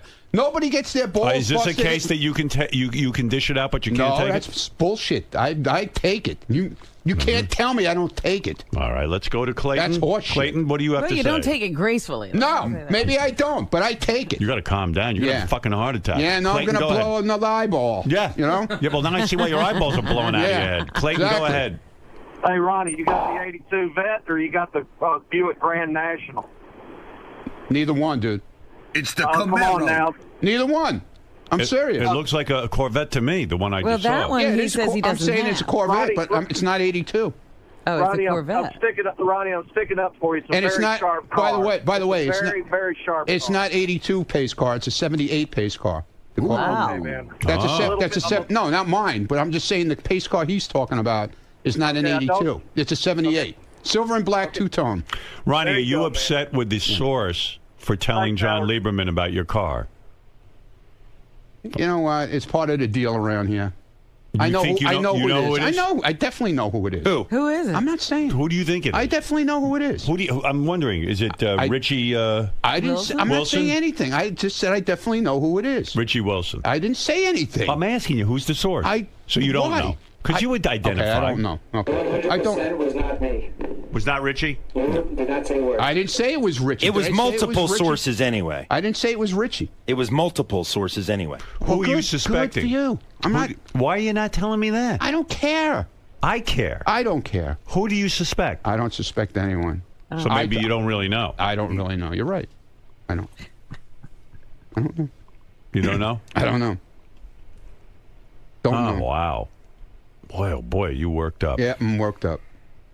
I mean, I've never seen you this worked up. Yeah, well. I mean, it's unbelievable. And the things you said about me were fucking terrible. bothers me when a fucking retard comes in here with club feet and fucking tries to rip my fucking ass apart about the job I do. He knows nothing about the job I do and how I handle people, really handle people when we're in a situation. So he can go fuck himself. Do you think... He never handled a situation in his life. Here's a note I just got. Ronnie talked about the pace car at his last party, and John Lieberman was there. So what party? Who needed a source? I don't know. I actually don't remember hearing about it there. Maybe I did talk about it that day. Whatever. That's what I'm saying. He's my source. Let me see. Let me see if that's the right picture, Gary. Is that Ronnie's pace car? Let me see it. Is that your pace car? Let me see it. Pace car. Absolutely not.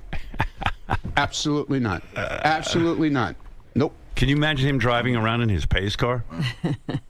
How often do you do that? I'd like to see that. When the sun shines. Yeah, when tonight's day, you take it out. Come out in the rain or it'll never come out in the rain or the snow. Do you drive it at high speeds? No, absolutely not. When do you? How fast can your pace car go? Must be able to go very quick. It's a Corvette. It goes as fast as a Corvette goes. What's the top speed it can go? I have no idea. I never tried it. Have you used it on any bridges and tunnels in the city? What? Have you driven it into why, any you're gonna go tunnels? look at cameras? Yeah. No.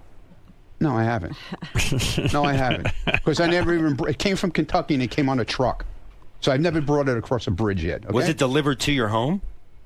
Why is that? Well, look at you. Your fucking eyes are popping out of your head. Why is that so interesting to you? Was it delivered to my home? No, it was somebody dropped it in the middle of the street somewhere and left it there. And they called me and said, "Oh, your car is in the middle of the street. Go get it." What is wrong with you?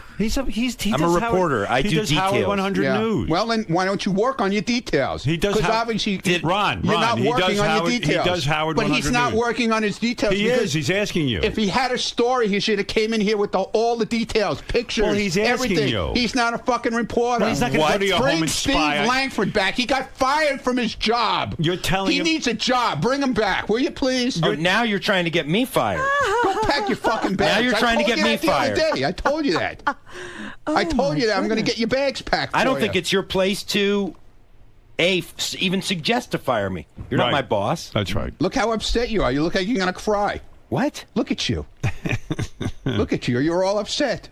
You can't take because it. I don't want my reporting You can't question. take it? I don't want my reporting question. Oh my God! I don't. Did I not have a story? No, you have no story. It is a story. You don't have a details. pace car. You have no details. You don't even know what fucking color it is. Why do I need to know what color it is? You don't want him spying on you. Because you're going around there. Is it orange? Is it pink? These are black? called questions. Purple? Reporters ask questions, Ronnie. Yeah. He doesn't know all the answers. He Well, then has let a him- source. Before he comes in and makes a statement, he should have the details. What? He's a reporter. But he's asking you. You're the guy who I'm runs not the fucking car. telling him shit. Look, I'm not going to break down the fundamentals of how to be a reporter for you. Okay? If I won't tell him the details, isn't it his God, job? he's a lunatic. All right. Wait, Listen, wait. This is crazy. Isn't it This his is job? crazy. This is Isn't it crazy. his job to go out? If I won't give him the details, Ronnie, a report. he's not going to go You want him- spy on you. Dude. It's not. He's Well, not now that I kind of might. thing. He just asked you a couple of questions. You're getting so fucking defensive. Let me guess. You want a portion of the guy's book proceeds from yesterday, right? Just like you wanted I don't some of want- the ugly dude, app guys. I don't want proceeds. anything from him. Believe me. Listen, At the last thing I want is something from. Go I put have to your go jacket back on. to work and put, work. Put your jacket on. Go find out what color my car is. Go ahead. Oh my God. Go ahead. Do some work. You really want me? Do some work. Go ahead. Sounds like a challenge. Guess you'll have to break into my garage then, and then you'll go to jail. There are other ways. You'll go to jail. There are other ways. You'll go to jail. He's going to sit out and watch and with a camera and photograph you. You don't want that. I got people everywhere. He's going to stake You got out. people nowhere. Brian, go ahead. People everywhere. Oh, listen, will Lisa G please fuck Ronnie? By the way, I'm pent up. yeah. I would love to have that all go down too, because that would be great. All right, thank you, Brian. Listen, Ronnie, thank you. You're welcome. Have a nice day. Thank Enjoy you, your John day. Lieberman. Have a nice one. I still say John's a great reporter. I'm sorry, Ronnie. That's good. I'm glad. All right. I'm happy for you. Wow, that was some interview. He's amazing. Oh my God. Oh yeah. Anyway, I was trying to tell you about Gary's toe fungus, but I do Right, have to. that got gobbled up in the Ronnie man. Sure did. What is it, Carl? Hey, Howard. Ronnie's a bitch, man. Who flies off the handle like that as a security professional? Think you got off-duty cops with you.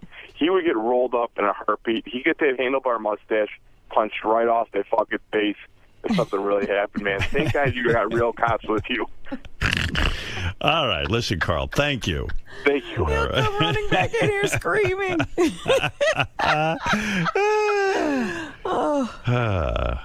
What is it, Gary? That's the car. Oh, that's Ronnie's car? It's got more than a decal on it. Oh, my God. It's a No, whole those thing. cars are really painted up. Official pace car. And then it's got Corvette written across the glass. Because I forget what Everything kind of but car it Ronnie's is. name is on the car. Yeah. Fred, you were into cars. Do you understand this at all? mean- I don't get the whole Indy car thing at all. Right. I mean, I think it kind of looks retarded. You think it's silly for a guy that age to be driving around? And he's got that in his garage now. I know. It's kind of like, it's like an adult version of like a Power Ranger or something. What does a thing like that cost? Is that an expensive? It's funny. It is because they probably get you when it comes out. I don't know the collectability on those cars, to be perfectly frank with you, but some of them don't necessarily go for any more than a regular. I think there's collectability because it's 1 of 500. So if you can find someone who's interested in it, then they probably Right, it has to be the same kind of. But the only thing I think that makes it distinctive that Ronnie has are the decals. Yeah, but I wouldn't want to drive around with stuff written all over my car. But I don't even want to have like a vanity plate. Right. But and he the likes whole that. thing is when you drive around in a car like that, everybody's looking at it, wondering what it is.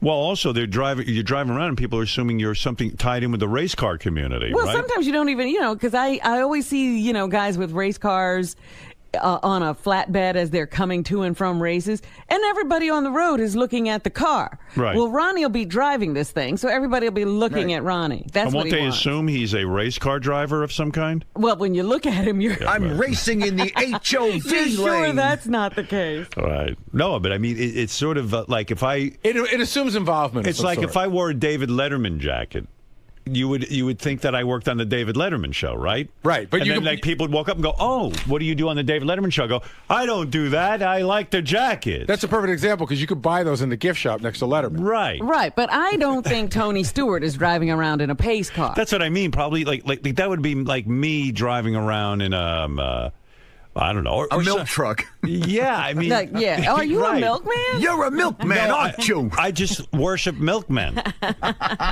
Your information. Yeah. I am like a brony with a Corvette. Is that the car? For your information, okay? Is this the car? Tony Stewart owns a bunch of cars like that. He does? He He collects doesn't them. drive around in them. Yes, he does. But he's a race driver. But he Yeah, but belongs in one of those. Yeah. That's what he does for a living. He What do tells you have to you do? that, Ronnie. What are you talking about? In other This is- words, let's say I like the milkman industry, and I drove around in a milk truck. Why is this such a... Or one of those ice cream trucks. I love the ice cream. Why do you Ron, buy why- every new phone Do you that sell comes out? Mr. Why do you Salty? buy every I buy a new fucking phone because I want to be up on the latest technology. And it also works. Like, Yeah. okay? This is something I like. That, Right. And that bothers you, too. See, I don't get that either. No, I'm trying to understand No, it that. bothers It doesn't you. bother because me. you're making fun. You're making fun of it. I'm not. I'm asking. You are. You're making fucking fun of it. You assume it asking bothers you. You assume asking a question. You owned a Corvette for 3 days and you got rid of it because didn't like it's it. not your thing. Right. This is my thing. I like cars. I'm sorry it bothers you so much. All right. Fair enough. Thank you, sir. You can't have a conversation with him. You can't because it's unfair, dude. It's unfair to talk to you. I could do this all day. Attack my I know, character. he's so You attack my height. You attack my job, and now you attack my car. You've gone too far. You know what it reminds me of? Imus wears cowboy outfits, but he's not a Right. cowboy. Right. But he likes it. He walks but it's- around in that duster, and Yeah. you expect him to pull a 6-gun on you. Yeah, you think it's like Clint Eastwood from a spaghetti western, and like Imus walks around in that Cowboy hat. get up, and you go, well, like if you didn't know who he was, you'd say, "Oh, sir, what ranch do you work on?" And What rodeo do you ride? Right. Yeah. Are you a rodeo rider? Are you with the rodeo? You would say, and he'd go, "No, what are you talking about? Don't say that to me." I just walk around like this. Right. And Ronnie walks around like a race car driver. All right, listen, I'd love Sometimes I put on a dress and pretend to be Danica Patrick. Ron, Yeah. why react this way to stories? I mean, you're only perpetuating the story. You're only keeping Scott's it going. trying to figure out my car. Forget it. He figured it out, he says. Yeah, what is it? 95. Well, anything's possible. Fair enough. Ron, Yeah. why keep a story moving like this? Yeah, If now, see, Lieberman will run in there now because somebody else did the work for him. I don't give out any. Somebody else did the work for him now. He'll go in and say to Scott, could you print me out a picture of the 95 now? Good. He came in Good. to me with it. Yeah, but I'm saying Lieberman didn't do that. That's his job to do. Not somebody who works in the office back here. Ronnie, why act so closely guarded about the story? Why not just own up to it, give your information, and move on? I mean, you know Why how should things, because you know how things work around here. You're making it. Business. You're making it worse. It's not his fucking business. You're making it worse, I have Ron. people out here. Get the fuck out of here. I have a job to do. John, why do you think this has set him off so much? I mean, what's going on with Ronnie? Ronnie has been irked lately about a number of things. I think the psychological profile yesterday, whenever anybody pokes at his lifestyle or how he chooses to live his life, he goes off. And then whatever comes subsequent to that, he then goes off. So I happened to be in the wrong place at the wrong time when I asked him about the car yesterday. And a reporter's job is to probe. We ask questions to find out the truth. So I knew, Ronnie confirmed that he got a pace car. I didn't know all the details, but I knew the way to get the details was to bring it up on the air with Howard. And look, now we have the details. We have the year, we have the make, so Ronnie is just angry. I mean, that's no breaking news. All right, Robin, it's time to hear from John Hein. Johnny boy, come on in, pal, and tell us what's going to be on the wrap-up show. Wrap-up show has been on fire. Lest anyone think it's been not on fire, you're wrong, because yesterday's show with it is Ronnie Mund going at it. It was unbelievable yesterday. Yeah. What are you going to be talking about today? You think that something is up with Teddy Microphone getting mugged and losing his iPhone. It's just weird that he doesn't call the cops and get his phone back. Where is that fucking guy? Yeah, he's here now. He's here. Explain that. Teddy, come here, just real quick. I don't want to spend all morning on it, but I wouldn't mind an explanation. I started out at 6 o'clock in the morning with this. Teddy. I did go. I went yesterday. Oh, you went to the police, but why would you wait? I mean, well, no. I couldn't go that night. Is your drinking out of control? No, what? Do you and it's your average. Do you and your wife get just fucking slammed? Well, everybody gets pretty slammed in our circle. How many drinks did you have? I don't know, like umpteen. Are you that umpteen? Are you that fucking bummed out about your life? No, not at all. We're having fun. We were with a huge group of people. It was just like super fun. I mean, it's what you can't have fun without getting completely fucked up. Yes, of course. Let me tell you something. I've cut my drinking back almost to the point. I don't drink almost. I know. I barely drink. Well, I mean, I might have one drink a week. I know. I know. Tell you, look at me. I'm having as much fun as I used to. Are you blacking out? I was browned out, I'd say. What does that mean? It's a little less than What's going on with you? You're a young guy. You're that miserable? It was just a really fun time. I don't know. It was you a think party. That's fun to black out? Yeah, it's not fun to get on a subway afterwards, but so you got going on the subway wrong way and everything. It's just crazy. I need to hear her. You say a pack of hyenas. You say 7 guys. It was it was like National Geographic. They took your. What does that mean? Like the wounded wildebeest and like all the 8 hyenas are nipping at it. Like so you were drunk. You were on the C train. Yeah. And with your wife, and they surrounded you, and they took your iPhone from you. Yeah, I mean, they were all nipping at me, and I was kind of fighting them off. And then one of them, as we were getting back on through the turnstile, one of them got his hand in, grabbed the phone, and he was at some point, you got to give up, because who knows what can happen. But I did go to the police yesterday. I mean, I called them that why wait night. 2 days? No, 1 day. One day. I followed the advice of the 911 operator. He's got an iPad, and on the iPad, it tracks where your iPhone is. He knows the exact location. The cop said to him, just you have to file a report, and we'll go get your phone. And you got to jump through their hoops. I mean, they don't. It's their not like hoops. I mean, it's not like they got to just go kick down the door. Well, of course, because they got to make sure that you really own the iPhone. Yeah, they can't just you call them up. They just can't go get it. But for it's you. also a little minutia involved because it was at a train station, so now it falls under the Transit Bureau, and then it's this, and then this, and this. And I went to my local precinct, which is up here. All right. Do you have your iPhone back? No. What, you have an iPad. It tells you exactly where it is. It's still sitting in the same spot where it was. Where are the police on this? They are now investigating, but investigating. Yeah, you mean detectives have been assigned and everything. Yeah, and you gave them the location. Yeah, and they need to, in fact, come and collect my Metro card to double check where I was when I swiped it and all that other stuff. They're By really that time, going deep. the phone's going to be gone. As soon as the battery dies on the phone, you can't track it anymore. For Christ's sake! Well, I mean, look, I got lucky. Well, look, Teddy wasted several days. He did, but I mean, 1 day, Robin. 1 day. It was yesterday afternoon. And the reason you didn't go to the cops right away because I you called were 911. It was like 10 o'clock at night, and it was Sunday night, and I just wanted it. Yeah, I was just like, I have to get up. You were wasted. The guy's like, the 911 operator was very nice, but they said, oh, we'll have to send a car over to your house, and I figured it would take hours. All right, well, keep us posted. Look, I'm fine. It was like, we're very lucky. No, we're I know blessed, you're fine. I mean, but you should have your phone back. I'm a little sore here, but that's all right. What, they punch you in the head? I don't know. I don't know what happened. I don't know. Well, of course not. You were so wasted, you blacked out. Yeah. Well, listen to me, my friend. That concerns me more than the phone. Listen to me. You know, that you put yourself in danger. I love these people who decide that they can go and be out of their minds and nothing's going to happen to them in a big city. Now Robin's upset with you. I'm sorry, Robin. That's right. You probably sore from falling down when you were drunk. Yeah, he probably hit his own head. I know. That's why I didn't bring that up. Didn't you recently bash Benji on the wrap-up show? No. Yeah. No. I heard it. What? Benji, you and Teddy having a hard time? No. I've always liked him. I just thought he was real Weasley about it because he bashes me on air and then he comes up and I bash him off air and then I can't come up on air. No, but then you come up to me off air and you said, "Hey, I just made that up because I want to get on air." So I didn't say that. I just said that's my. I'm like I have to. You know, I have nothing to say here right now. That's my angle. Well, you said you didn't really. No, feel but that like way. little things like the shoes. You know, like when you brought up his shoes today, like these little fucking things that just drive me crazy.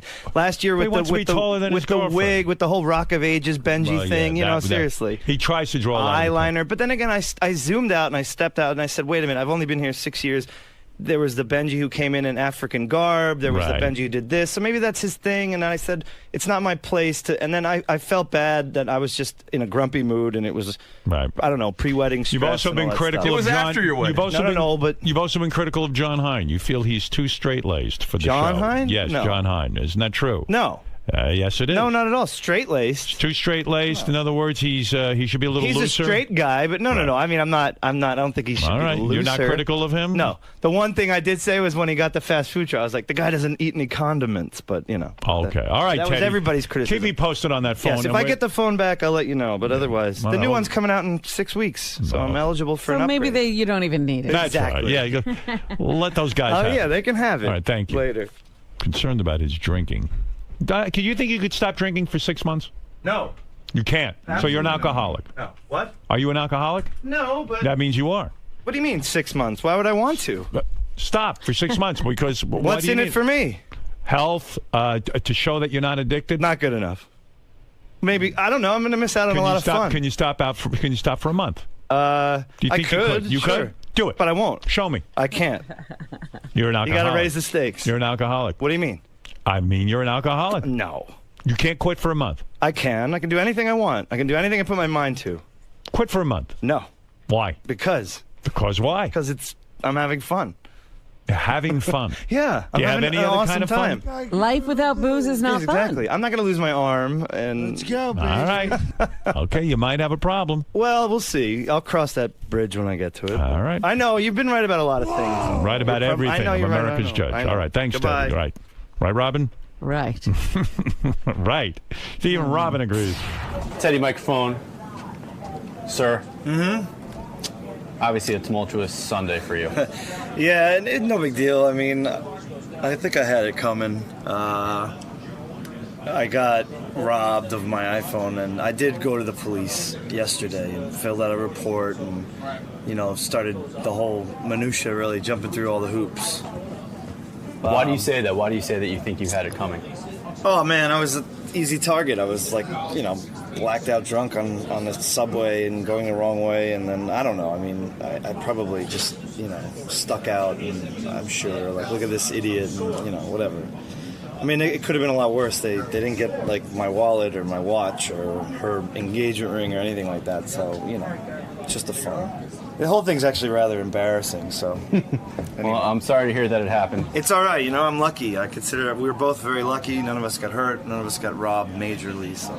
And they can't rob you of your spirit. That's right. They can't take what's in here. Later. Hey, look who's on the phone. Dale Yeager. You know who he is? Yeah, he's the guy who was here yesterday that Ronnie lost his mind I don't over. want to talk to him. Dale, what's up? Hey, Howard. I'm sorry to bother you, but I heard earlier, I'm listening to the replay of the West Coast show. Yeah. Mm-hmm. And I hear Ronnie making a statement which is absolutely ridiculous and asinine. Which one is that? Well, he made a statement. He goes, well, I've talked to real police officers, and they say they know these guys. They're all book smart. They hear them at the academy. Howard, I've been operational in the field. I'm operational now. I work on cases. I'm in doing interrogations. I'm not a guy who's just some college professor that stands in a room and gives theories. No, I tried to tell Ronnie about it, but he won't listen to me. Ronnie's screaming too loud to listen. And you know what blows my mind is, of all the profiles I did, And I actually did one on Robin, but we didn't get to it. But of all the profiles I did, his was the shortest. Right. And he got the most upset. You know? Yeah, I still don't understand what he got so upset about. I don't either. And that's another thing, too. I wanted to clarify. I said that I believed, and again, it's not definitive, I believe that he, in his past, has done swinging because of all the stripper things. Well, swinging is when you have more than one sex partner at a time, 2 people or more. Mm-hmm. I don't think he understood what the definition of that was. I just wanted to clarify that. All right, Dale, fair enough. All right, thanks. All right, thank you. That's Dale Yeager, who is a professional profiler who got into a huge fight with Ronnie yesterday. Yeah, well, he's probably set Ronnie off again. He might have. I don't know. It's very possible. Ron. Yeah. Now that you've had some time to think about things, Yes, we played that. What? have your feelings changed now that you've had some time? No. Feelings changed about what? The guy's a fucking professor. Well, he said he has done some field work. He has. Yeah, been out there. he says he's still in the field, giving lectures. That's not the field. Seems like you're giving him a lot of power by not answering to him. He has no power. I talk to real police officers. They know about guys like him. They laugh at him. What else is in the news? What do they do? They laugh at him. How do they do that? Starbucks, Macy's, and other... Stop turning the radio off. I can't hear you. What did they do? They laugh at guys like Dale Yeager. And how do they do that? That's scary, man. That's right. I wouldn't come near Howard if you were Yeah, doing it's like that. a fucking Creedmoor laugh. You know where Creedmoor is? Huh? You know where Creedmoor is? I'd imagine it's about 2 feet in front of me right now. You never heard of Creedmoor? No, man. You heard of Creedmoor. I've heard of Creedmoor. You heard of Creedmoor. It's a mental institution. God, yeah, I know Creedmoor. That's where Ronnie should be. So I was right. It was a couple feet in front of me. Yeah, that's where Ronnie should be. Locked up in it. I'd feel, speaking of security, I'd feel a whole lot safer if this interview ended. Good. End it. End it.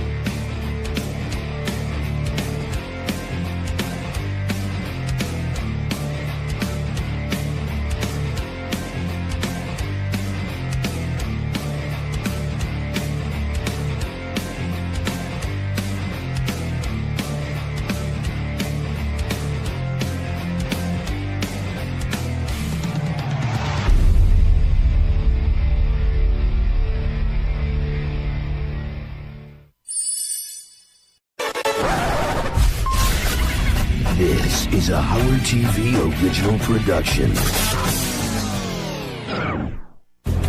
On this episode, Bobo thinks the world is going to end.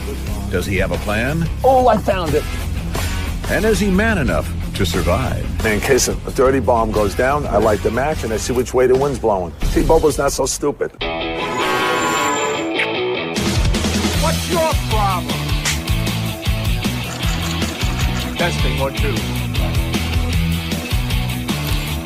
Baba Boo. Yeah. Hey-oh, yeah.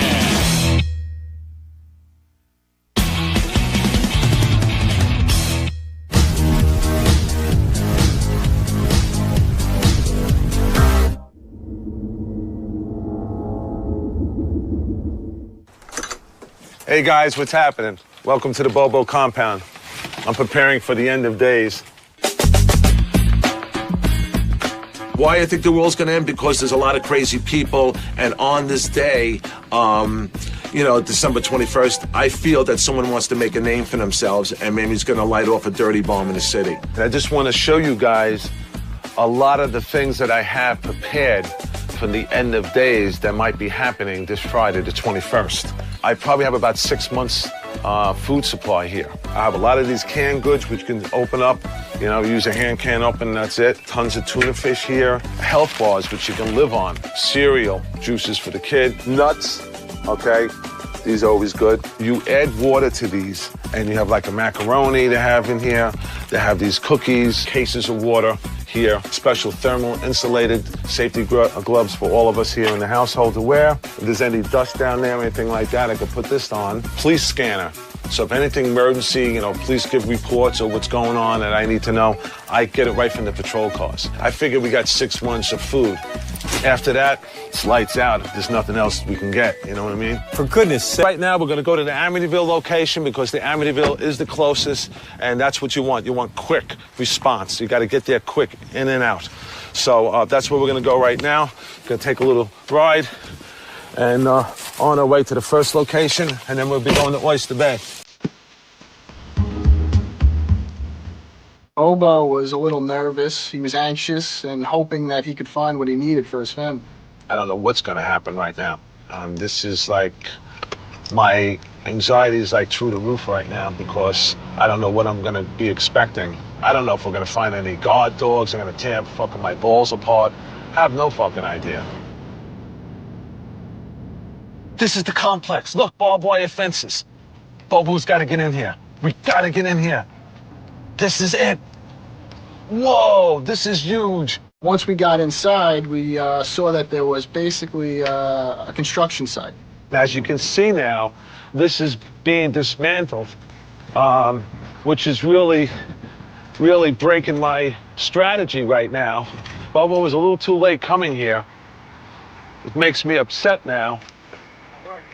Nah, this is not gonna work. Then our next journey was, we went up to the North Shore, Oyster Bay area. The only thing I'm concerned about now, it is farther location than the last previous one that we went to. As far as time, it may take about 30 minutes to get here.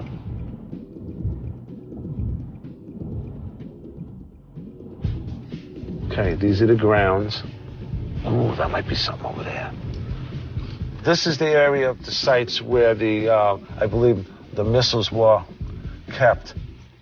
And this is location number 2. Well, the second location was interesting because this time it was actually a parking lot, but it had a silo under it. So, which we may not have ever found if it wasn't for the people we saw standing there when we pulled into the lot. I saw you hanging out here, and I was just wondering if you can give me some information on, you know, the abandoned missile silos here. The steel plates are where the launches were. Really? Okay, and underneath all that debris and brush and all of that is the hatches. Are where the storage facilities were. Now, is there any hatches I can look at? No, you couldn't get into anything at all. No, they have no vent caps. There are some steel vent caps that you can see on the middle and the end one. Yeah. This has all been covered up. This Oh. one. Would I be able to look at that vent caps? Yeah, you can. Oh, cool. Take a look. Very good. Oh, I found it. I found it. I knew it. This is fucking great. I'll be able to come down here. See? Get a shot of that. Let's put it. Watch this. Watch this. Listen to the echo. You hear that echo? That's the tube. That's the tube. Oh my God. I found access. He investigated a little more and realized that there was no ladder or steps to get down. And that really upset him. That took the whole wind out of his sails. The only thing sad is, how am I gonna fucking get down here? I can't bring my 6-year-old, my wife, and expect them to go down this thing. But if it would have been a ladder, yeah, we could have did that. I could have put my kid to my back. He would have held on, I would have strapped him on, and I would have walked down here, sure. Here's the end of the world, and now I have no place to put my family. You know, so yeah, I was quite upset about that. This would have been great if Bob would have come down. Ow! Fuck! Right on my fucking foot. All right. I went back home with no real plan, and so my wife asked me, well, what's the plan? I go, Bobo has no plan. Folks, hasta vista, whatever they call it, son of manadas. I don't know what's going to happen, okay, when the shit hits the fan. Good luck to all of you and super fans. This might be the last time you might see Bobo alive again, Okay, so, but it was a great ride. Howard, thank you so much for the great ride. Many, many years of great radio. And hopefully, maybe this will continue and we'll see each other on January 2nd. I don't know, but this is it, man. Bobo out.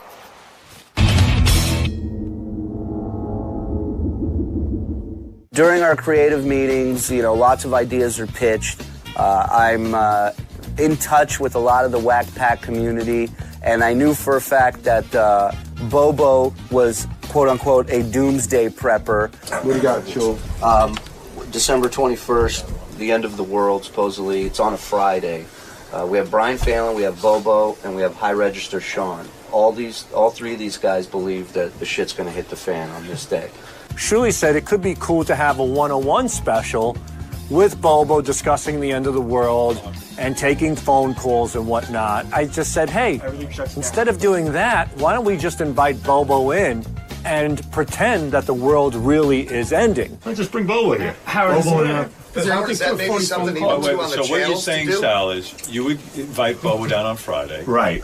And say, look, we want to record a special and talk about the end of the world and this and that, because we really don't think it's going to happen, obviously. Right. And so he's sitting there and talking with you, and all of a sudden you and Richard are in there, and everything shuts down, but the mics are still going. So you get his reaction. Holy shit! But what else happens? Like what else after the power gets? Yeah, if we can you can just play that Foghorn. You're like, I wasn't really surprised to pull this prank off on Bobo. I mean, I think just a few days before, I painted his face with my dick.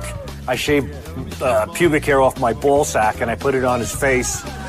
So pulling this off, it really was, it was a lot easier than I thought it would be. As a matter of fact, I called Bobo in advance and I let him know that, hey, we need you to come down to do something, the Whack Pack playlist. I said, Sal, I'm not fucking coming up there December 21st. He goes, no, you got it, man.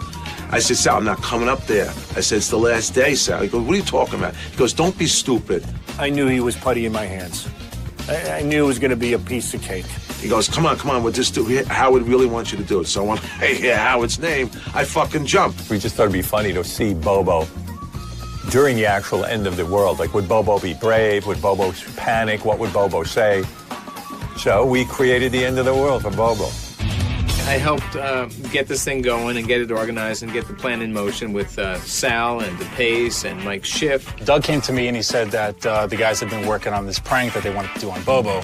I wasn't part of the creative meetings or anything, so I just came in afterwards, and then I started bouncing around emails between Sal and Doug and all these guys, and that's pretty much how it all started. So the guys came to me and said they were going to pull this prank on Bobo, and we had to get prepared, and we started talking about all ways that we could fool him with, you know, putting subwoofers in the floor and night vision cameras. So they filled me in on a couple of pranks that they wanted to pull off for this thing. One was to have this emergency broadcast notice to go on while he was in the studio. Another was to have the room to shake. Then the third thing was to have a couple of things rattle around the room, some boxes falling down. So we just worked really hard that morning and just tried to put all this stuff together to make it as convincing as possible.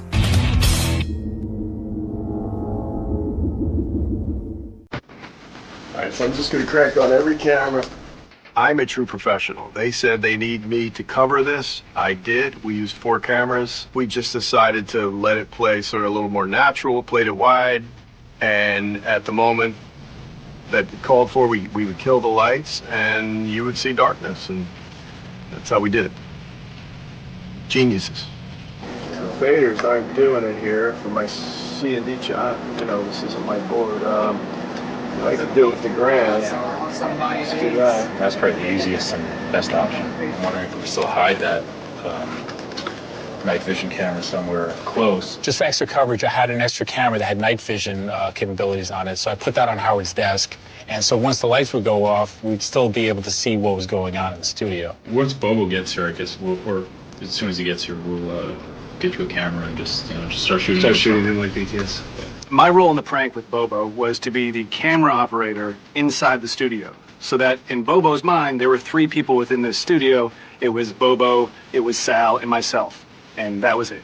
If you jump in this area, it kind of shakes a bit. You can see all the lights starting to kind of shake a bit. Since there's a floating floor in the studio, you could pretty much be anywhere in the room, and if you're jumping around, you're going to feel it almost everywhere.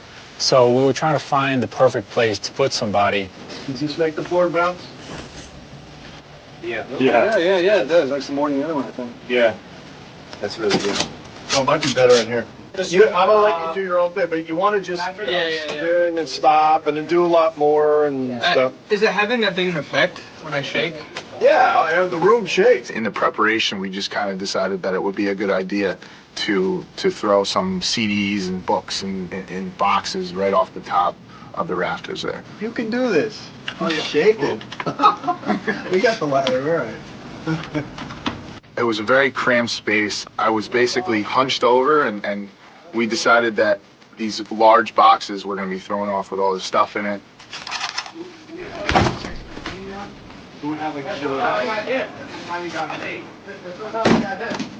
My role in the prank was to hide under Benji's desk and shake it to simulate an earthquake, and also to knock some of the CDs off the desk. I'm right under Benji's desk. You want me to like just have them drop or kind of fly past the space? Drop them. Because Yeah. if it gets hit in the face, we can get in a lot of trouble. If the room was really shaking, they wouldn't go like flying to the side. Just gradually push them, you know? Okay. Guys, you know where the RTSs are in the control room? Behind the door? Right behind when you walk in the door, they're hanging up on some posts. Just grab as many of them as you need. We wanted to make sure that all the guys hiding out in the studio could be able to get proper direction from the control room. So they all had headsets on, and Scott was able to give, specific cues whenever necessary. Hi, Scott. Hi! Get those fucking mics up already. The guys created a fake EAS alert, and we had this, basically a fake news story. So we had to figure out how to get it into the studio without anybody here in Howard's room hitting the board. We were hiding speakers around the studio, so it sounded kind of like this booming alarm coming in. You bang on the door, say, guys, we can't get in. There's a bomb in the building. We got to get out. And then let just Bobo struggle for a long time. Then hit the thing and let him just pull back, and run out. The emergency broadcast signal is going to go on, and then just bouncing can just go on, just on and off throughout the rest of this. And then that's it, and then just cover it, right? Yeah. We did a couple of rehearsals just to make sure everything would flow smoothly once Bobo was actually in the studio. Here we go. Song number 1, Hi, My Name Is by Eminem.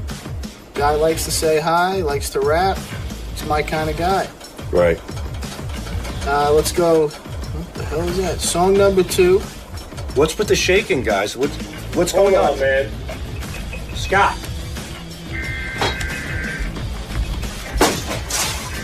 Attention. Attention. Hey, you guys hear this? This is an emergency announcement issued by Homeland Security. 1, 2, 3. Let's get out of here. Go!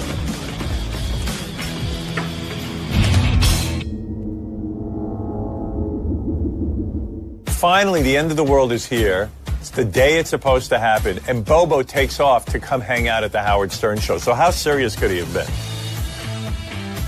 I'm a fucking nervous wreck, but I came up here because I was told that, Howard wanted me to do something, and I did it. Bobo, we are here December 21st. It is D-Day, and you are here recording a Whack Pack playlist, correct? Yes, Shuli, I put my life on the line coming up here. I can't believe you're here. I can't believe it either. My role the day of the prank is basically not to let on that anything is going to happen, and just interview Bobo as if it's a normal, interview. What do you have with you? I have a police scanner. I get all the police departments and the fire departments in the city in Long Island, and I have it on standby, just in case something goes down and how to get out of the city. Plus, I brought books of matches with me in case a dirty bomb goes down. Right. I light the match, and I see which way the wind's blowing. See, Bobo's not so stupid. No. So when Shuli was done with the interview, Sal came over, grabbed Bobo, took him into the studio, and they were ready to go. All right, let's get this over with. Do you have your list?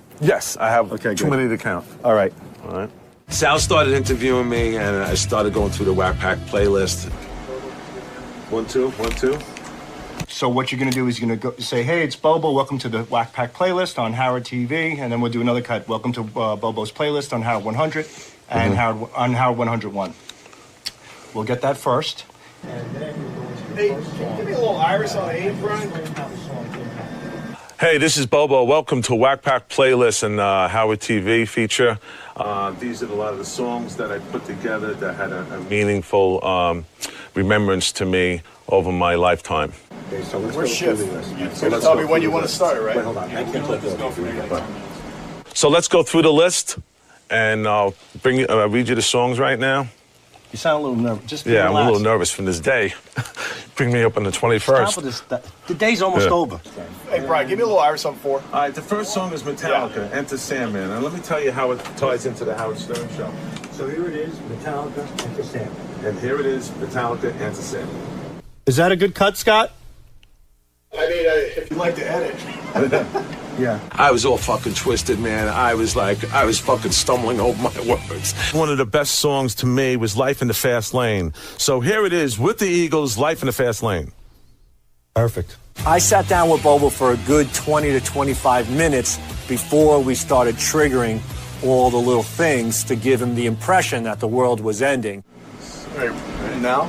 Is the next one when we're going to do it? As soon as he starts, yeah. All right. Scott and I were both working together on these cues. He would kind of wait for my call, I'd give it to him, and then he'd communicate it to the guys in the studio. All right.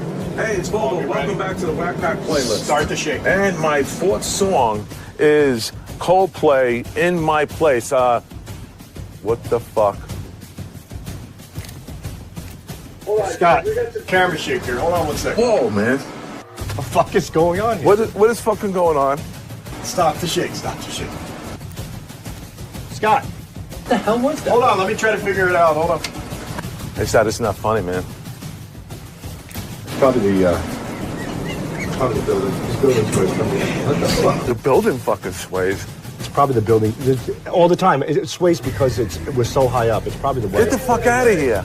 I think we're good. Let's keep going. It's probably just a storm.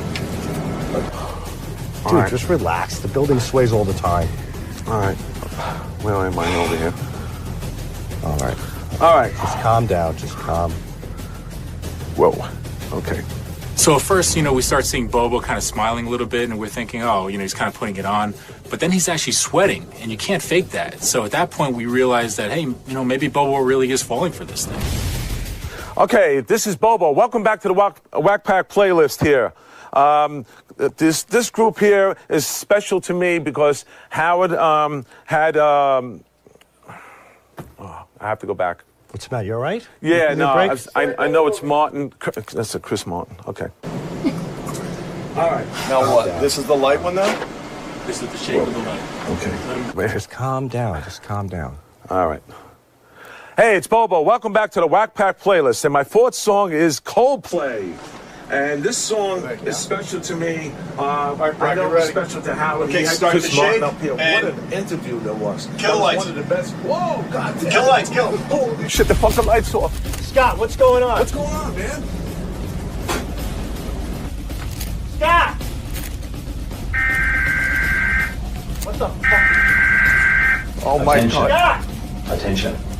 This is an emergency announcement issued by Homeland Security. Holy shit! The United States is under attack. Right there, it was really hard for me not to hold in my laugh. It was difficult, but I knew I had to go through it because if I gave it away, I would have blown the whole thing.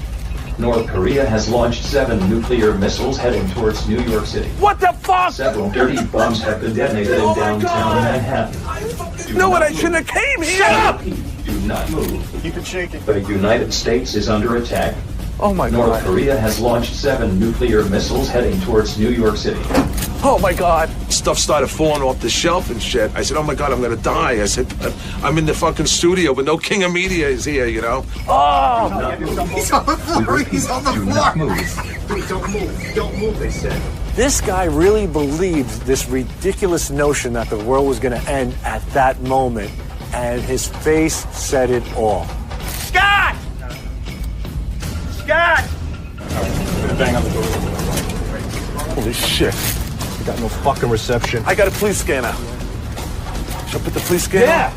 Let me put the police scanner on. I knew I brought this thing. I can't get through to my... Bobo's not so I stupid. have no fucking...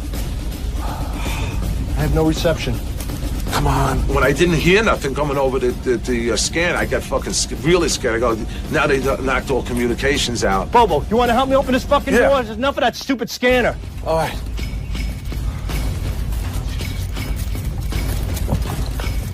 fucking pull it. Guys, can you hear me? Open it! Can you hear me? Open the fucking door! Holy shit! It's all fucking magnetic up here, that's why. Guys! Stop! Oh my God. Bubba, pull the door. Come on! Count to three. Hold on. Just get up. 1, 2, 3. Get the fuck out of here!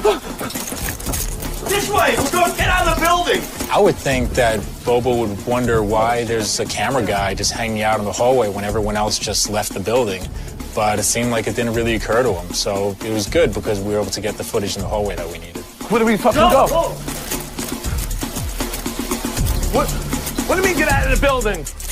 He was running in all these different directions, and we're like, you know what? We kind of looked at each other, and we said, hey, let's keep this thing going a little bit. I can't believe I'm gonna fucking die in the fucking studio that I so much fucking loved. I'm gonna fucking die here. I really thought something really happened in the city. We're fucking trapped like rats.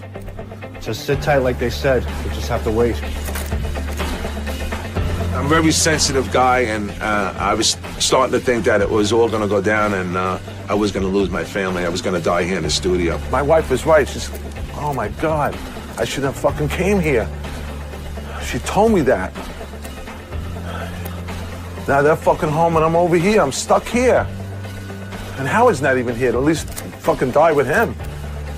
Dude, that's what you're thinking about right now? I got 3 kids at home. You worried about Howard not saying goodbye to you, asshole? When Sal was still trying to sell this thing to Bobo, some of the guys in the studio were clearly getting impatient because I think Patrick actually opened up the door a little bit to see what was going on. Holy shit. What the fuck is that? You'd think he'd kind of figure it's a prank or try to ask, hey, why is there a door opening? But it seemed like he didn't really care, so it was very strange at that point. Holy shit, I'm fucking hyperventilating. You got a fucking paper? I gotta have a paper bag. You gonna throw up? No, I'm fucking hyperventilating. All right, sit down on the couch.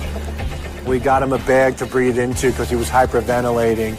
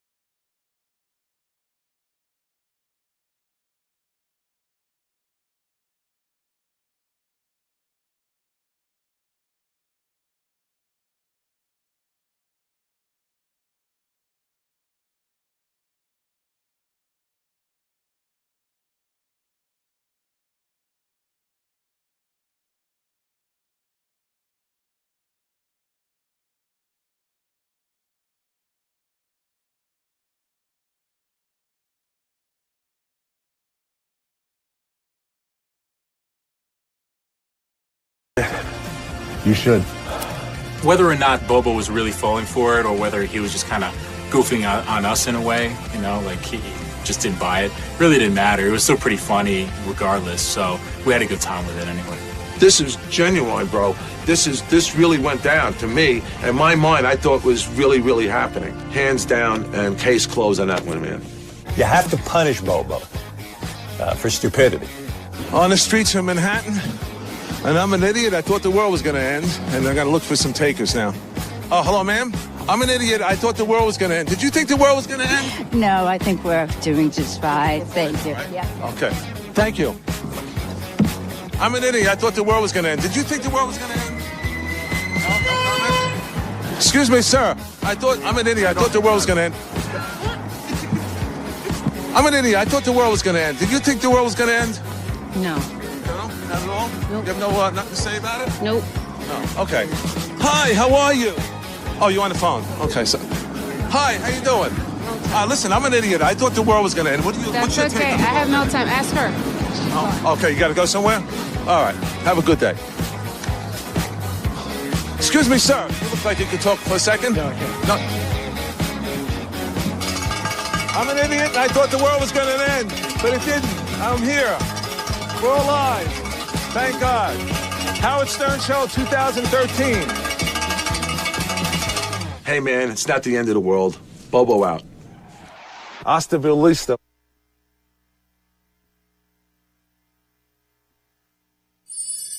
Hey, Artie, I got a question for you. Really, a serious question. Now, you talk about... Shut that off, all right? Seriously, shut it off. No, I want it off, because this is something that shouldn't be... I want to ask... Shut the fucking thing off! Ladies and gentlemen, we present to you The Ronnie Munn Show. Well, he's 5'6", but he still does security. A player with the women, despite a gray goatee. Yeah, the little Jew jeans got an attitude. Some say he's feisty or just downright rude. He's got a gray suit with a turtleneck, keeping whack packers all in check. We call him old man like he's 84. He's driving a limo shouting, "Let's fuck some hoes!" He's Ronnie Munn, and it's a Ronnie Munn Show. He's Ronnie Munn, and it's a Ronnie Munn Show. He's Ronnie Munn, and it's a Ronnie Munn Show. He's Ronnie Munn, and it's a Ronnie Munn Show. What the fuck, man? What's your problem? What's up, you Mund maniacs? I'm Richard. And I'm Sal. Welcome back to the show. I had enough of this camera bullshit. I swear to God, now I had enough. Leading off this episode, we find Ronnie in yet another one of his little predicaments, as comparisons to a tiny celebrity guest leave Ronnie piping mad. All right, we got to bring in Vern. Oh, you're not meeting me? No. Oh, shut up, asshole. Ronnie stunt double's here today. Vern Troyer. Why do you think that's funny? I didn't know Vern Troyer had a smaller twin brother. You don't know why? I'm talking games. I heard of Mini Munn. Good. Mini Munn. I don't find that funny. Fuck yourself, too. Yeah, sign this fucking thing for fucking charity, please. Ron? Can I sign this motherfucker as Mini Munn? Buddy?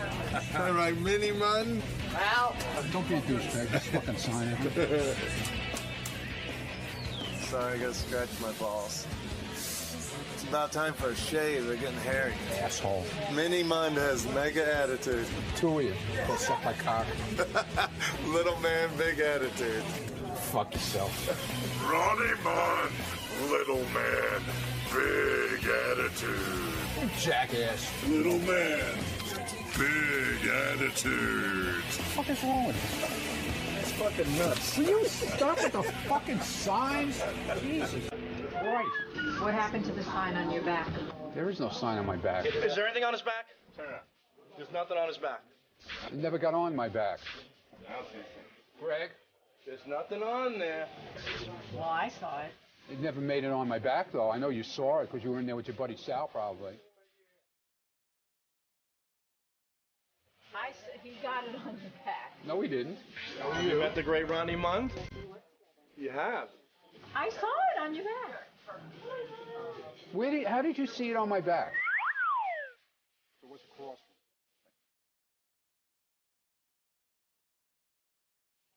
No, he tried to put it on my back. Scott, I saw what you dropped on the floor. What I dropped? Mini Munn. Get the hell out of here. Get the fuck out of here. Okay, watch the tape. Are we at the great Ronnie Munn? Are we at the great Ronnie Munn? Oh, Mini Munn, when will you learn to accept your little body? That'll happen as soon as he ditches those 3-inch lifts on his shoes. Look at the lifts on the heels of the back of that. That's the way the shoes are made. Come on, dude. Fuck you, cocksucker. That guy's got the footwear collection of a teenage girl. And the phone habits of one. Ronnie is always on the horn. What's wrong with making a phone call? I can't make a phone call now? Check out yet another one of Ronnie's important phone calls while on the job. I'm not saying anything terrible. I can talk on the phone. And since we're not sure what the other party is saying, let us fill you in on the details.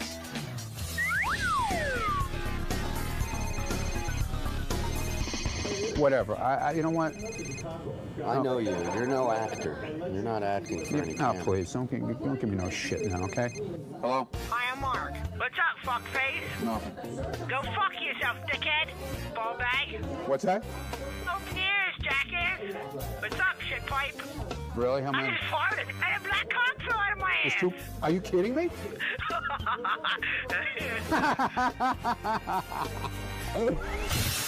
And now, let's take a look at a segment we like to call As the Mund Turns.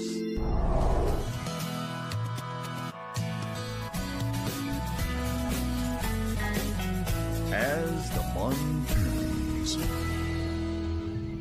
The only one that ever gave me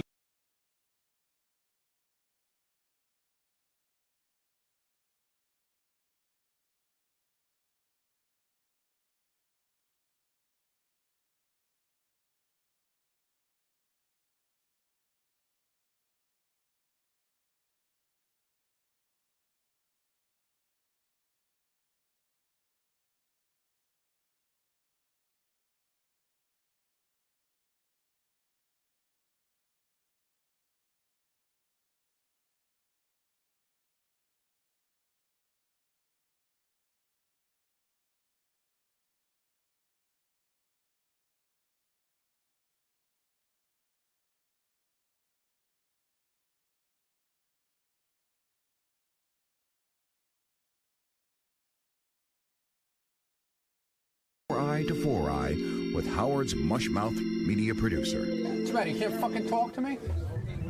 Oh no, I thought that was your bit. You can't talk to me. No, you asked Greg if I made a face. Ask me if I made a face. Yeah, I made a face at you. You're an asshole. And as we begin this two-part saga, it's obvious that Ronnie and JD's relationship is mired in miscommunication. Yeah, okay, Mr. fucking bullshit fucking personality over here. Go away. JD, get the fuck out of here, all right? Seriously. You're a moron. That's all. You're a fucking moron. And it's plain English. But no matter what young JD says, Ronnie's paranoia has taken over his tiny frame. As he's convinced that JD is the prime instigator behind each and every Ronnie-related taunt. Stupid asshole. Little fucking instigator bitch down there. Me? Getting behind the wall. How am I instigating stuff? Go away. Just go away. If I had the skills of you, JD, I'd be a fucking star right now. But I don't have the skills of you. I'm just a fucking asshole sitting in Scott's fucking room, okay? I'm trying to have a creative I'm not as fucking great as you. Because you yelled at me earlier. I don't have the skills and ability that JD or my ass. Now, fucking whore. Perhaps it's their difference in educational background, preventing them from reaching common ground. Think I'm stupid? This is a college graduate. I actually didn't graduate college. I got an associate's degree from a sort of technical school. You didn't go to college? Where did you go to college? I didn't go to college. I never said I did. Okay, you just got I went to everything we community just said. college for 1 year, okay? So are you happy with that? Are you happy? I went to community college for a week. Fucking ass.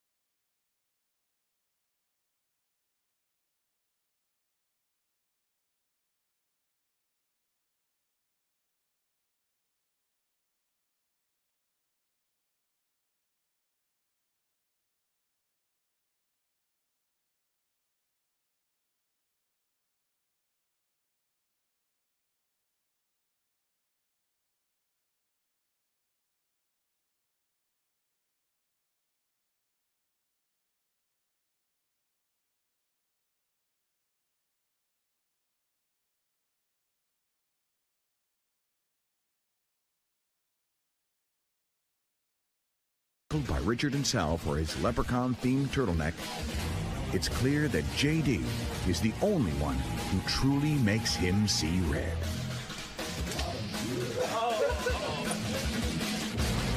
What are you laughing at?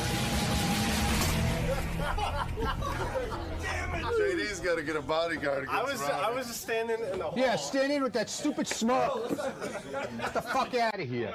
I can't stand and look and smirk. And when JD attempts to smooth things over, Mr. Limo Driver wants no part of it. Would you like to apologize for almost injuring me? No. Absolutely not. Either way, it's abundantly clear that this quarrel isn't ending anytime soon. You see how it is trying to, just have a conversation with Ronnie? I don't want to have a conversation with you. So, as JD leaves dejected, we can't help but wonder, will Ronnie ever be at peace with young JD? You're not okay, and I'm not okay with you. Will he catch JD in the act of instigation? Will this pole dance lover turned pole tosser be able to stop his violent tirades against Howard's timid TiVo guy? Look at your face, and then you'll know why I want to cut your throat. Find out next time on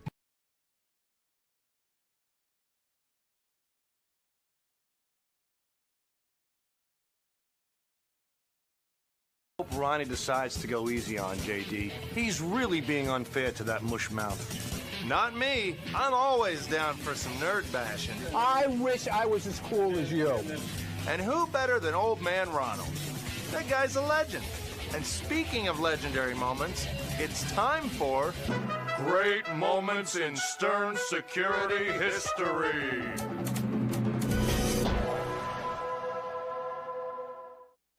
On a Tuesday morning in mid-June, Howard Stern and Artie Lang's appetites were growing more ravenous by the minute. Meanwhile, outside of the studio, there was only one man capable of satisfying the king of all media and his portly sidekick's hunger, Ronnie Munn. With his ability to transfer and separate sandwiches into two separate bags, Munn displayed a calm and cool demeanor that only an undersized security guard in a pinstripe suit could. And as he began his triumphant march toward the studio door, the loudmouth limo driver knew a seemingly impossible task lay ahead of him.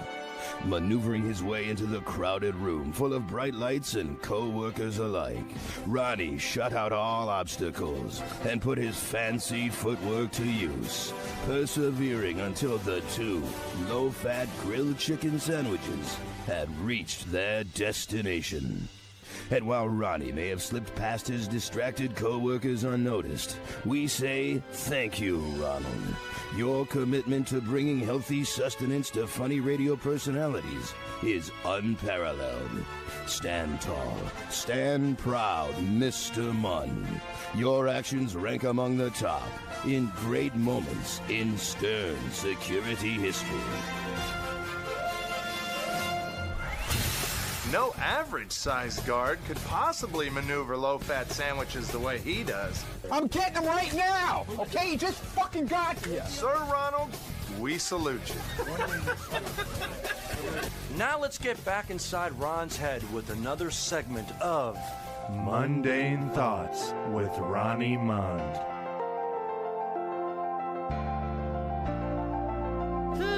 I wonder if I should sing karaoke this year at my block party. Sing karaoke? Are you out of your mind? Do you remember the Hopey Copey?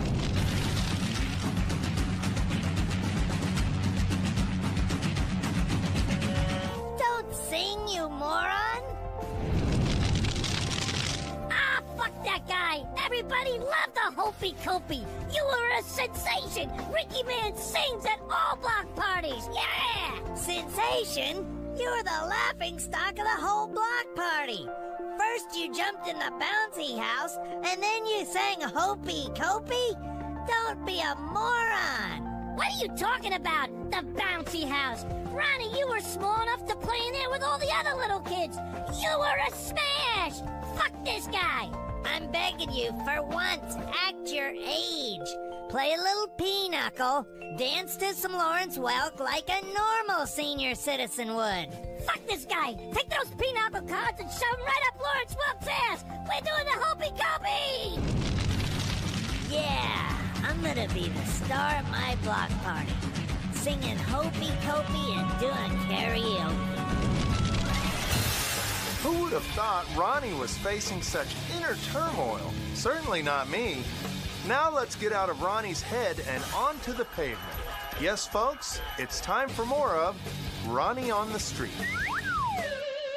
It's Ronnie on the street, Ronnie on the street, Ronnie on the street, Ronnie on the street. He's so cute and just over 5 feet. So come and join Ronnie on the street, yeah! Hey, it's Richard and Sal, and we're back with another edition of Ronnie on the Street. And today we're going to ask people, what nationality do they think this little whippersnapper is? Hi, how are you, ma'am? Very well, thank you. So you see this little guy right here? What nationality do you think he is?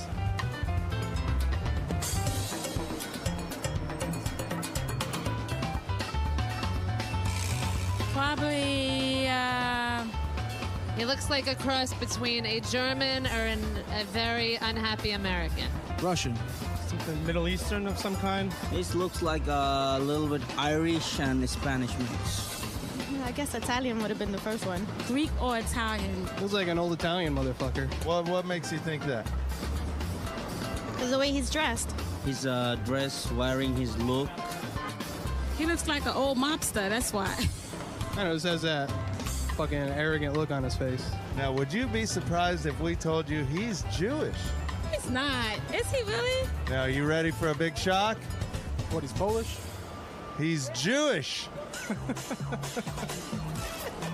Let me holla at him real quick. Okay. What's his last name? Mund. I'd believe it. He's really Jewish? Wow, I'm impressed. Really? Is he really Jewish? Yeah. Wow. All right. You think he looks Jewish? Not really. I think he's afraid to look Jewish. Why do you think he has such an intimidating look? Do you think he's doing that to hide the fact that he's Jewish? No, probably because he's so short. I think he's small, he's short, he probably has a small dick. Why do you think he doesn't want to look Jewish? Who wants to look Jewish? He's kind of like a Guido Jew. I would say a Guido Jew. A Jew-gene. A Jew-gene. Do you think by him trying to look Italian, he's more appealing to women? No. No. I don't think so. Oh, no, not at all. You think he's got that tough guy attitude? I think he wishes he had that tough guy attitude. You think he's trying to toughen up? Yeah. And Italians kind of have an image of being cooler, you know? Right. People stereotype Jewish people too much, you know? What do you think of Jews? I have no problem with them. Right. They never bothered me. They're not as bad as those Jehovah's Witnesses, you know what I'm saying? Well, it seems a lot of people are confused about Ronnie's nationality. Yep. But I think there's one thing we can all agree on. He's an asshole. Ronnie on the street, yeah! Well, that brings us to the end of today's episode, full of Mund madness. But there's plenty more madness to come. Yeah! Yeah! Yeah! So don't miss the next episode, or we'll sick a 5'7" bodyguard on you. Don't make the old man throw his back out, okay? Ooh, I'm scared. Okay, here we go. Ronnie on the street. Ron, I can't hear myself. What the fuck are you doing? Here we go. Ready? Fuck face, hit it. It's Ronnie on the street. Ronnie on the street. Ronnie on the street. Ronnie on the street. He's so cute and just over 5 feet. So come and that's one. So come and show it. Jesus, my first take. It's Ronnie on the street. Am I taping? So come and join Ronnie on the street. Yeah. I just gotta fix that part. So come and join Ronnie on the street, yeah! I just fucked up that so come and join. It just sound good. So come and, Ronnie on the street, Ronnie on the street. Right, so cute and just did it again. Ronnie on the street, Ronnie on the street. Ronnie on the street, all right, do it. So come and join Ronnie on the street, yeah! That was good, right? I don't know if I call it good, but it'll work. Right. Especially for this dog shit episode. Get the fuck out of here, you and your fucking... Leave her out of here. You and your songs and your movies and your Ronnie shows.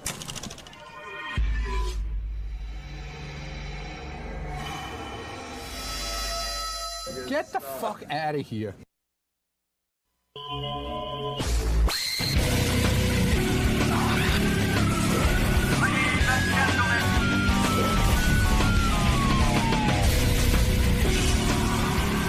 Good morning, Jimmy. Hey now, what's up? Welcome back. Oh, thank you. It's good to be back. How are you this morning? It's good. You don't have enough of these shots of me walking down the hall while you're walking backwards? No, just constant B-roll. Right. That's all we want. Great. So what brings you back east? I'm here for the ABC Upfront, as I come every year. It's an advertiser ass-kiss fest.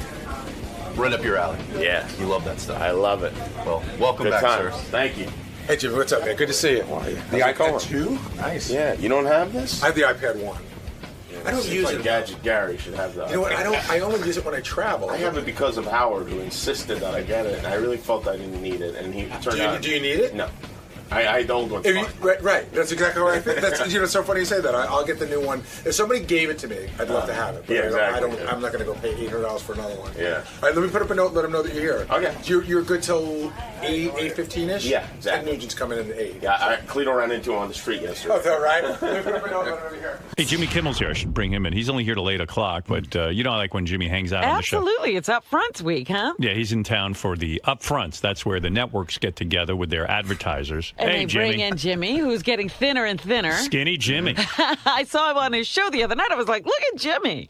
Jimmy walks around with his iPad. Oh, look at Hey, him. now. He's so corporate, so... I wanted to show you that I got it because you convinced me to get it. What, iPad 2? Yeah. Yeah. It's excellent, right? And I did get it. And here it is. It's great, but I would have been fine with the iPad 1. iPad 2 is much lighter. It is lighter. iPad 2 does have that video conferencing, which I like. Even It though didn't... iPad 1 doesn't have that? No. No. And the only time I've ever used that, though, is with you. Yeah, right.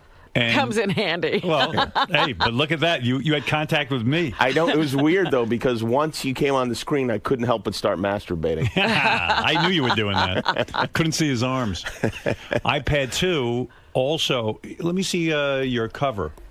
Oh, yeah, I have the cover that I got rid of that. You open it and it magically... You did. I got a nice case cover because I don't like the back. You can get rid of that? I don't want the back getting scratched Oh, up. the back being exposed? Yeah, because the reason I got this cover is because of you also. Yeah, now you've well, disposed of it. I switched. You've led me astray again. Tell people why you're in town this week. And okay. All right. You're in town for something called the Upfronts, but explain what they are. There's a very confusing event that goes on in television every year. So all the advertisers gather, and then the networks tell the advertisers about the new shows that they have coming up. Right. And they're very excited about the new shows, and they show clips of them, and everybody sits there enthralled, and then theoretically people buy time on these shows. They buy ad time. Right. And then we cancel all of those shows in the next 12 months. Every one of them gets canceled. I always thought it was weird because it's the only business where it's called upfronts, where an advertiser commits money to a TV show that he really doesn't even know how people are going to do. based on a little clip or something. But it's not a gamble at all, because if the TV show doesn't deliver that minimum rating that they've been promised, then they give them commercials in other TV shows. So we're like the stupidest bookies in the world. Right, but you're going to win no matter what. Yeah, if the Jets don't cover, we'll give you a few extra points until they do. That's right. So you're going to go, but you're hired because you're the Johnny Carson, so to speak, of ABC. You're their one late night guy. Sadly, yes. You know, but you're the late night guy for ABC, and it seems to be Who the did job. they have before Jimmy? Nobody. No, and they probably tried out like Howard Cosell or somebody. No, Bill Maher was on in my spot. Politically incorrect. Oh, that makes sense. Now, I saw you prepare for last year's Upfront. Yes. And you asked me to listen to the jokes and that was a great experience and evaluate them. I thought they were good. I mean, I liked them. It was you and Ashton Kutcher. It was weird. A weird group. It was me, Ashton Kutcher, Beth, and who else was listening? Maybe Demi Moore. Yeah. All right. And Jimmy performing That's these a jokes. tough crowd. Yeah. Now, I was very encouraging. I thought the jokes were very good. What did Demi and Ashton Demi do? thought the jokes were good. Ashton was like, That sucks. That blows. That's a piece of shit. Well, this year he's going to be in the monologue. There you go. His constant criticism of every joke I found not funny after a while. I felt for you. And then finally, Jimmy just shut up. I was like, all right, forget it. I'm not. Gave up? Fuck this. I'm not. This is not helpful. Have you gone through all your jokes? Have you? Not yet. Not with people yet. Right. Yeah. So you've read through them. Yeah. And now the preparation is kind of done, and now you're going to read them in front of a group like myself and Ashton. Who will you get Well, this time? not such a high-profile group. I like to read it in front of some of the sales guys because some of them are inside TV jokes, right? Just to get a sense of what they think is funny. That's where you try this out. You can't go to a club and try this out. You're not like Jay Leno, where you go to a club, the Hermosa Beach Comedy Club on Sunday night, and take a running fee through for it. 700 jokes. You know what? Just for a second, I have to say that Jay Leno gets more obnoxious as the days go on. What did he do to you? Did he put ayahuasca in your? No. He didn't do anything enema? to me. But one morning I'm watching. I get up and watch TMZ sometimes before work, and they found him out in a steam-powered car. Yeah, he drives around in that thing a lot. Ridiculous. That's why his clothes are always so perfectly ironed. It's a weird affect. If you kind of want to go around anonymously, you would drive a regular car. With sides and glass and a whole bunch of You stuff. should see these cars he drives around. And by the way, Corolla goes out there and drives around in these cars with him. Yeah. It's as if he's in a parade. He's the only person in a parade. Yeah, I mean, if you didn't... I would think Jay Leno gets enough attention all week for having an hour on television. You're wrong. I'm wrong. I'm absolutely wrong. Isn't it shocking to you and to me that here's a guy who gets all this attention? You would think he'd want to sit back. Yeah, he's like driving around waving at people. Yeah, he puts himself in as Jimmy said, a parade.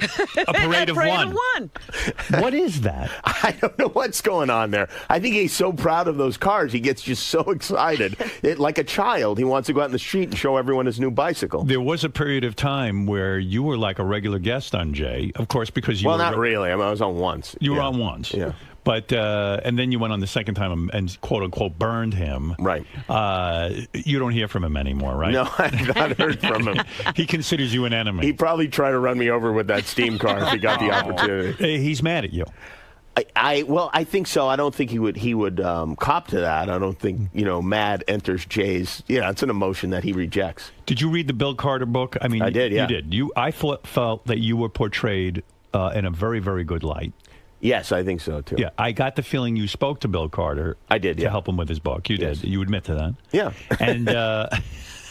And Jay came off like a horse's ass in the book. I didn't think he came off that badly in the book. Pretty bad. I was hoping it would be worse. Yeah, good book, right? Yeah, very good book. Yeah, I love all that late night war stuff. Do you ever pinch yourself and say, I can't believe I'm part of the late night wars? It is one of the strangest things. It really is one of the strangest. I mean, one of the weirdest things is to flip through the channels at that time and flip past yourself, standing like they do in front of a background like they have. Yeah, but you didn't. When you first started the Jimmy Kimmel Show, you didn't anticipate looking like them. You wore the T-shirt under your jacket. You didn't do a stand-up at first. I'd always have a single ball poking through my fly. No, but you would never expect it. You wanted to do it in a different sort of format. Yeah, it's always stupid. That's what you always think. Trying to do change something the different. format, yeah. People don't want to see different. They want to see... Well, that's true. Like even Merv Griffin, I go back to his day, he always came out, he did a little song, he did something to bond with the audience one-on-one. Right. Jack Parr did it. I don't know what Dick Cavett did, but that show was a fucking train wreck. He did a monologue, Did he do a monologue? Yeah, it was very... It's highbrow. like the law. You have to do a monologue. That's what people tune out after the monologue for the most part. I mean, you lose a lot of people when the monologue's over. So you tried to do it without a monologue. Well, you did it behind a desk, but... I did more like what Regis does, that type of thing, where I come out and BS about it. Like the first show I had no plan. Like I had a couple of tape bits that I was going to roll, but they were, 20 seconds long. And I went out and really just kind of talked about what had happened. And I remember afterwards we thought, oh, that went really well. That was really great. And I had recently looked back on our first show, and I hadn't since then. It's one of the worst things I've ever seen. Like if some other guy was starting a late night show and I saw that, I'd be like, oh, boy, man. Tough night for Jimmy, huh? That is not going to work. The only thing I remember about your first show is that the plan was to allow the audience to drink. Yes. To have a bar. Yeah. And the ABC did away with that in 2 seconds because people were like vomiting, right? Someone vomited during it. That's never happened since, but somebody did vomit during the first show. Well, it hasn't happened since because you stopped the bar. They I guess said it's a liability, right? That's what it was. Yeah. I mean, if someone legally drank themselves into a coma, ABC might be liable. That's right. That's what I was hoping for. Yeah, to bring the network down. So the drinking stopped, but the guests are allowed to drink. The guests are allowed to drink. Yeah. Right. You have a whole bar set up back there. Yeah. Right. We have a whole deal. Will you ever incorporate the bar setup you have backstage into the on-air show? Now, by that I mean, I've been backstage at your show, and it is packed with celebrities. Only when you're there. No, it's packed with celebrities. They drink. Yeah. They mingle with the public. It is a wild scene. In a way, what about a spin-off of a reality show just called Jimmy's Bar? And really, people would love to see what goes on back there, or incorporate it into the end of the show for a minute, roll some tape from there. Or would that ruin the fun? I think that would probably change the vibe back there. I think it would suddenly become, you'd have to have another show then following the show behind that show. I see. So is there anyone who shows up too often at the celebrity bar back there that has to be turned away? Andy Dick used to. Andy Dick had to be removed from the bar because it was free booze and celebrities. Why would Andy be showing up all the time? Andy did show up. I don't know, about maybe 6 months ago, and had to be thrown out, which is it's a bummer for me. And I was like, he comes on the show sometimes. He's always funny when he comes on, but then you have to, like, your security guys are throwing him out. Yeah, you can't have him there driving everyone crazy. Some days he's welcome, and some days he's not. Right. So Andy kind of lived at the bar for a while. Well, backstage. I wouldn't say he lived there, but yeah, he'd come by and visit. There'd be certain people he'd be interested in coming to say hello to. So he would make it like a regular thing. Like he'd show up like, let's go over to Jimmy. I don't know what time Jimmy's Bar opens up, but like, let's say 4 o'clock.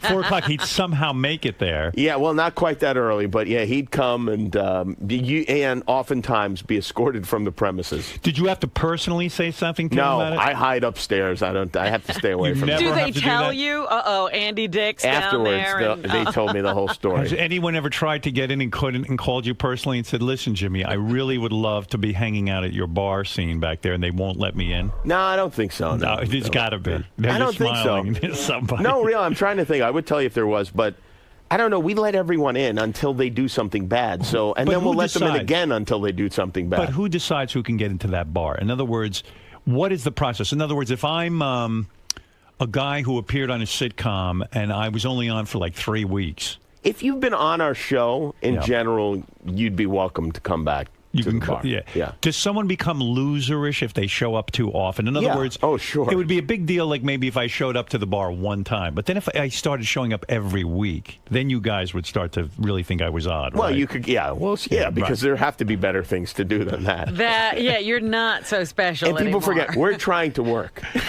Now, one of the things I haven't been able to speak to you about, because you haven't been here in a long time, is the Baba Booey. Oh, yes. The Baba Booey. Are you two speaking I also want to again? talk about Fred, who's behind me right now, too, because I just feel like just so much damage has been done, and I think it's Greg Fitzsimmons' fault also.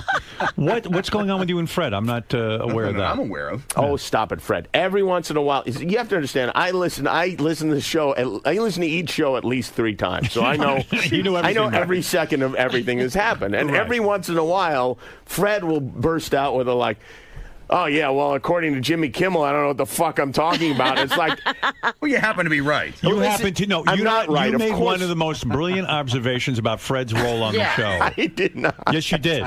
You said... That was an observation about you and Robin, not about Fred. That's true. You will accept anything Fred says. You're right. He is the worldwide web. The worldwide Fred. You're right. You're right. You're right. Every time Fred says it, it ends the discussion. Fred must know. And you're right. Fred doesn't always know. Why do I allow that?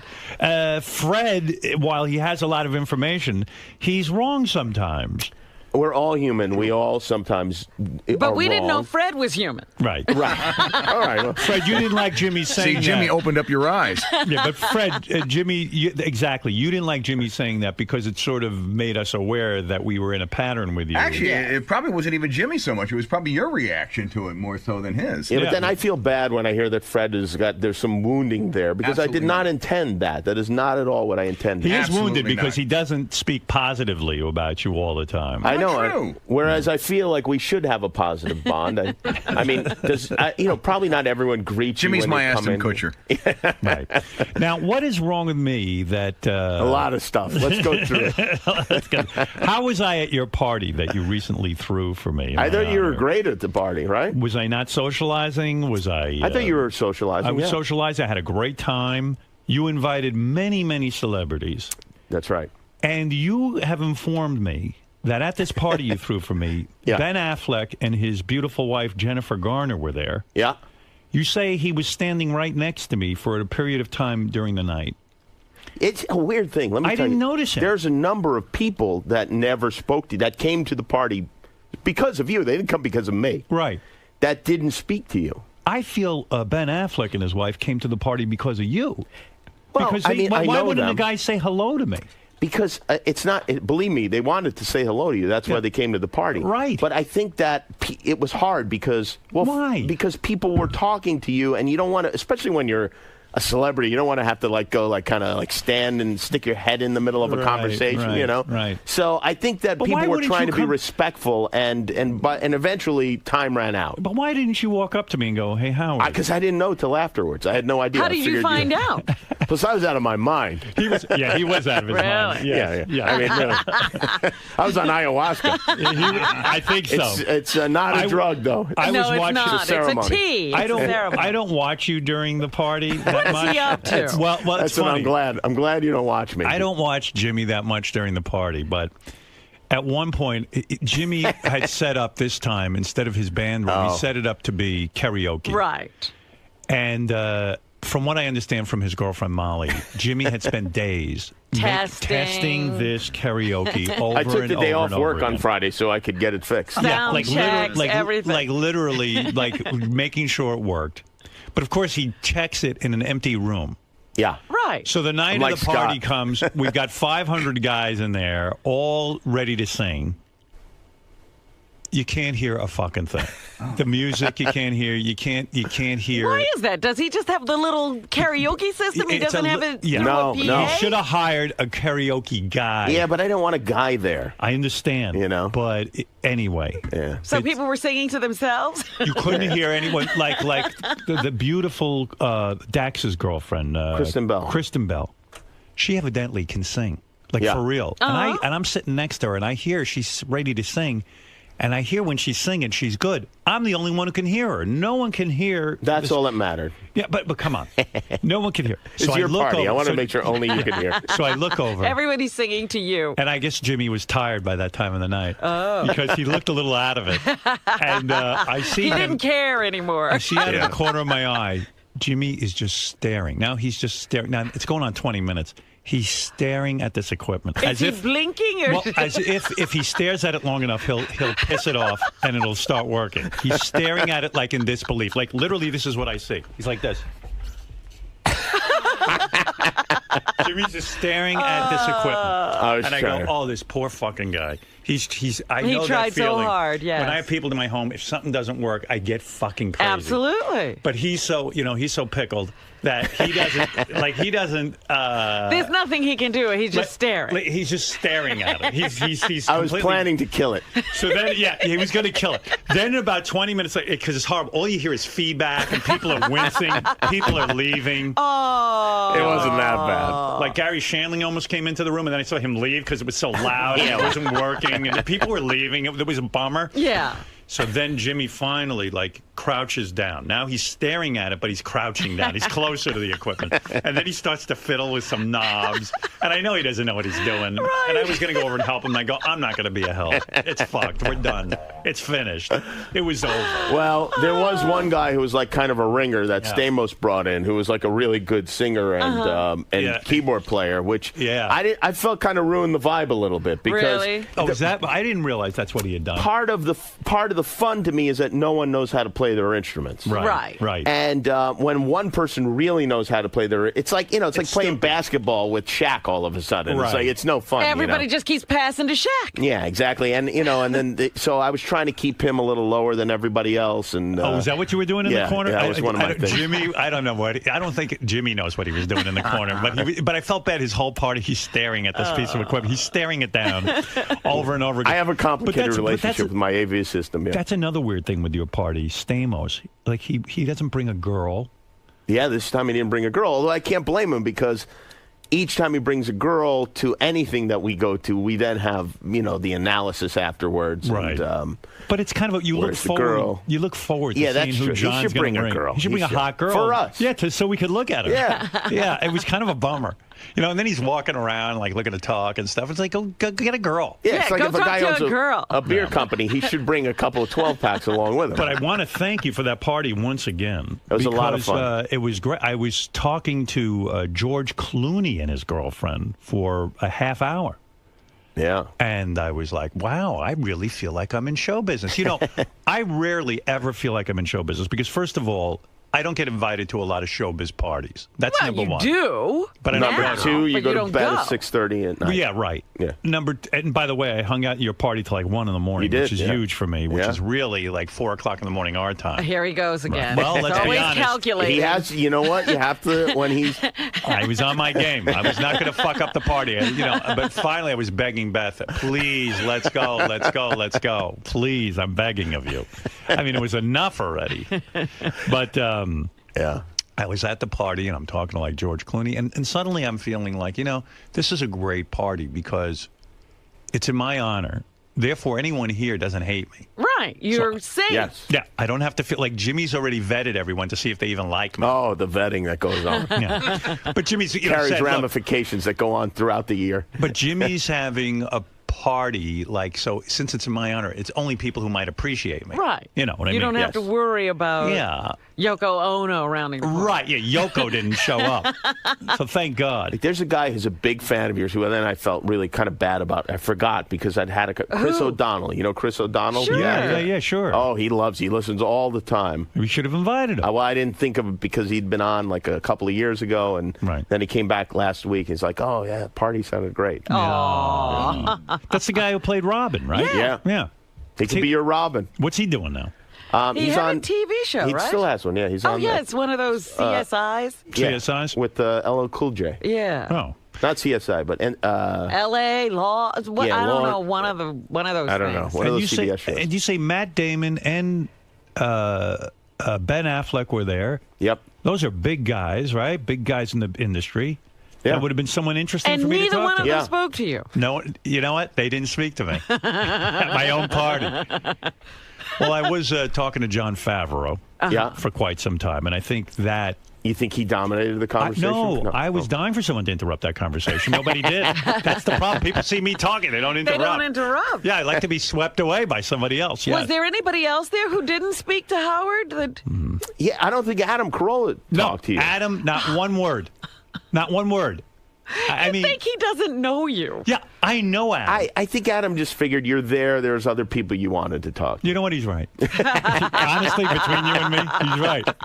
When there are other people I'd rather talk. I know Adam already. Yeah, exactly. Yeah, go ahead. Were there people that that called you during the week that wanted to come to the party, but maybe weren't party worthy? Like people that were trying to get in? Because I know Krista Miller said that Zach Braff kept calling her, and I think he was trying to get into the party. Well, you know, the funny thing is, I think that was like last year, but I didn't even pick up on that. He did contact me, but he never mentioned the party. So because I know he's a big fan, and I think he wanted to go. I just didn't know. Yeah, I didn't know that. But so did anybody call you and say, "Hey, I want to come," and you're like, "Yeah, it's sort of full." That I said couldn't come. You know what? People are real weird because they have to be super careful because of this. Right. That's right. Because of this moment right here. So I think some people kind of suddenly came into my life and it was like a hint. And I think most of those people, I just figured if it was somebody that was a fan of you and of the show, and then somebody that you wanted to come, because I want to make sure you wanted everyone to come who came. Right. I'd invite them. Yeah. I had a great time. I mean, it was really nice for me. It was one of the nicest things anybody's ever done for me because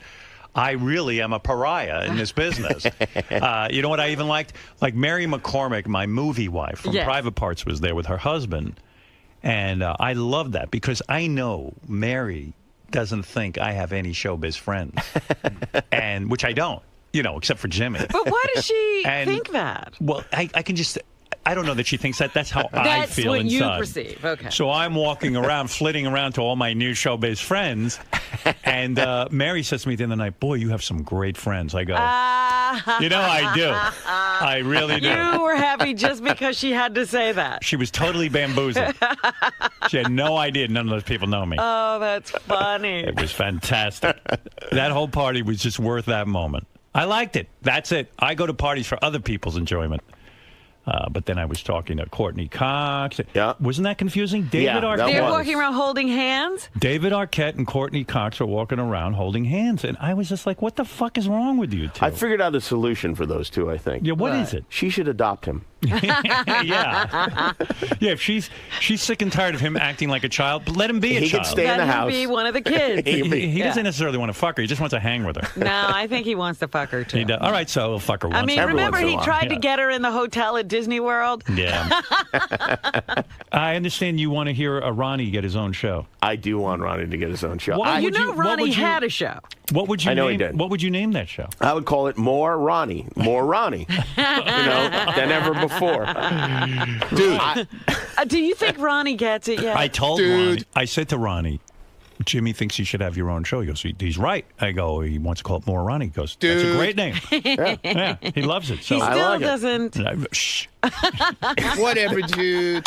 But I was thinking about, you made a passing comment about how Ronnie is the best, and I was thinking about it, and I was thinking he really is the best of all the characters, because he may not have the highs that some of the other people have, but as far as batting average goes, I mean, this guy's in there hitting 375. He's consistent. Is year in and year out. That's right. Ronnie is the best. For years, I delighted in Ronnie's stories when he was at the front of my limo. Or off just, the air. Yeah, off the air. And I just said, Jesus Christ, and this you is always some feel like fucking you're human being. just scratching the surface with Ronnie. Like there's a whole world between you and Ronnie that we don't know about. Oh, yeah. And you know what? I don't even know what to bring up. Well, this is the thing. I think Twitter has opened a door. Yeah. And we're seeing more of Ronnie. It's liberated him. Yeah. Meanwhile, I realized Ronnie had nothing to tweet.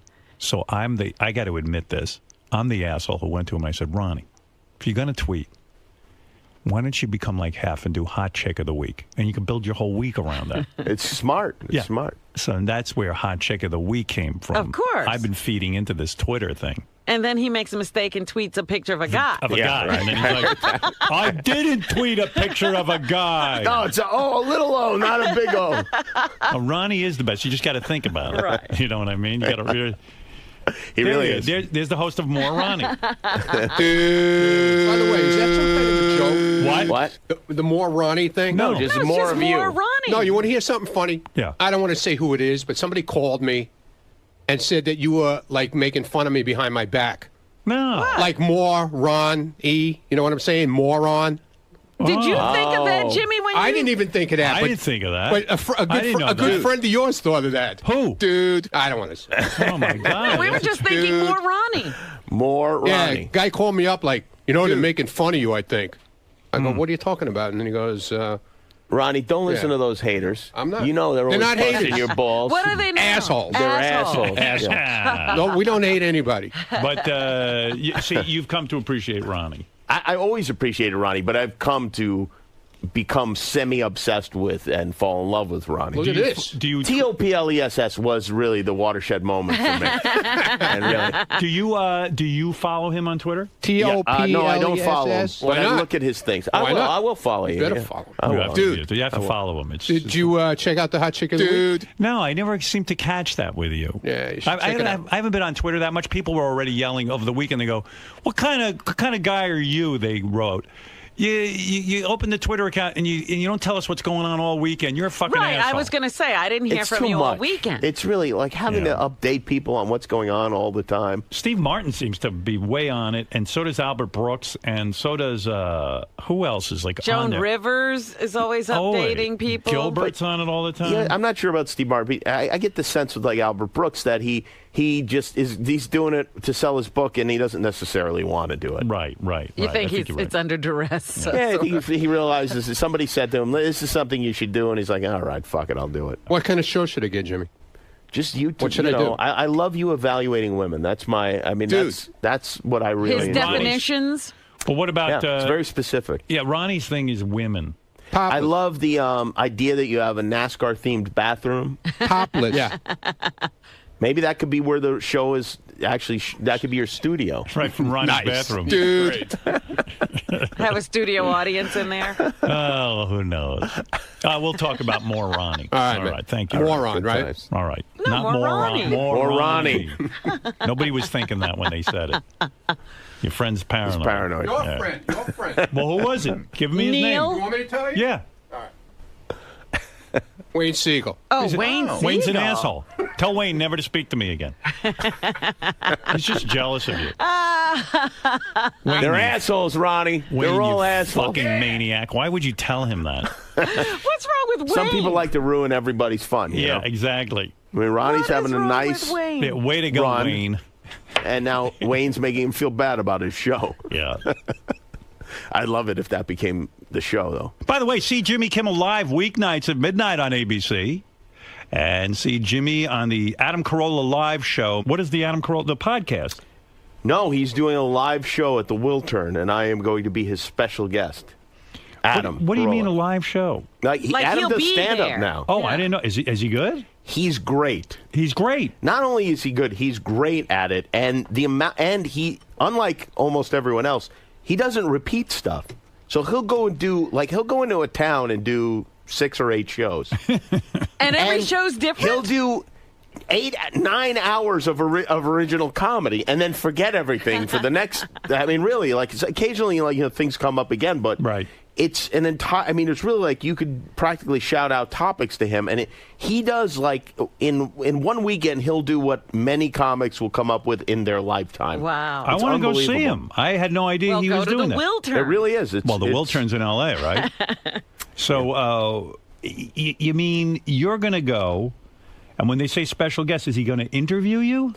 I'm not sure what we're going to do. There's always an air of disorganization that goes on, but I think we're going to tell some stories. He doesn't do it's not your typical stand-up where it's, just a bunch of setups. It sounds like you're falling into that Charlie Sheen area. We don't know exactly what to call it. You know what? I have to say, if 99 out of 100 comedians attempted to do this, it would be terrible, but I promise you, it's great. So are you doing this because you want to do it, or is it because Adam's a friend and you feel sort of weird saying no? There's nothing I want to do. Right. So when he called you up and said, "Hey Jimmy, when you come and do my show?" Yeah, he imitated Gary Shandling. Yeah. Did he? Were you surprised Gary Shandling showed up at your house for my party? No, I know Gary. I know him fairly well. Oh, you know him pretty well. Yeah. And he seemed to be having a good time. Yeah, I think he had fun. Yeah, you can't tell with him, though. You know what I mean? Is he the kind of guy who has fun at parties? You don't know? I think he had fun at that party. Yeah. He sent me an email afterwards, said he had fun. I couldn't tell. I couldn't tell if he was having fun or not. But Adam says to you, he calls you up and asks you personally to show up and do his stand-up show? Yeah, well, we talk all the time. It's not like it's like he calls me specifically for that. But, yeah, he asked me to do the show. What do you mean you talk all the time? He calls you several times a day? No, not several times a day, but we talk, regularly. I mean, what we does that see mean? each other. What do you mean? That's because he's your best friend, right?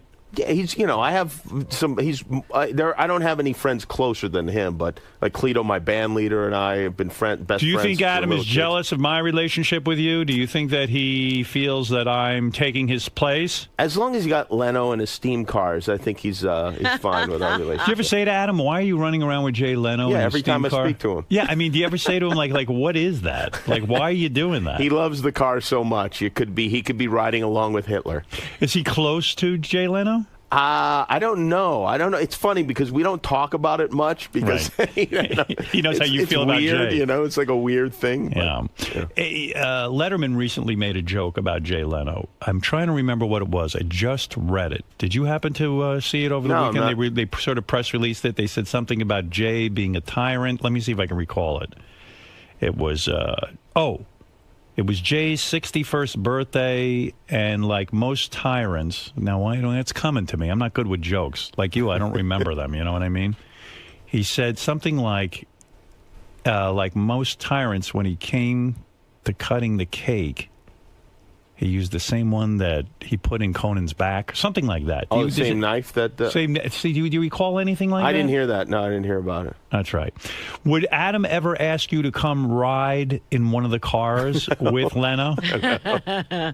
No, he wouldn't.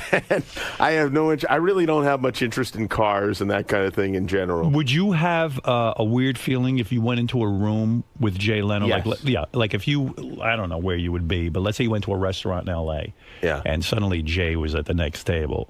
Do you think it's gotten to the point where Jay would not say hello to you? I don't know. I don't think so. Nothing seems to bother him. Right. And so I have a feeling he'd act like there was nothing wrong. Yeah, I even think as much shit as I've said about Jay, I think if he saw me in a restaurant, he'd say, "Hey, how you doing, man? Yeah. What's going on? How you doing?" I think he would actually say hello. I don't know, because the last time he mentioned you, it seemed to be getting to him. Right. He was interviewed and he started to say nasty things. He fights with kindness. That seems to be his way of, just kind of, everything's friendly. Everything's fine. It's not funny for everyone.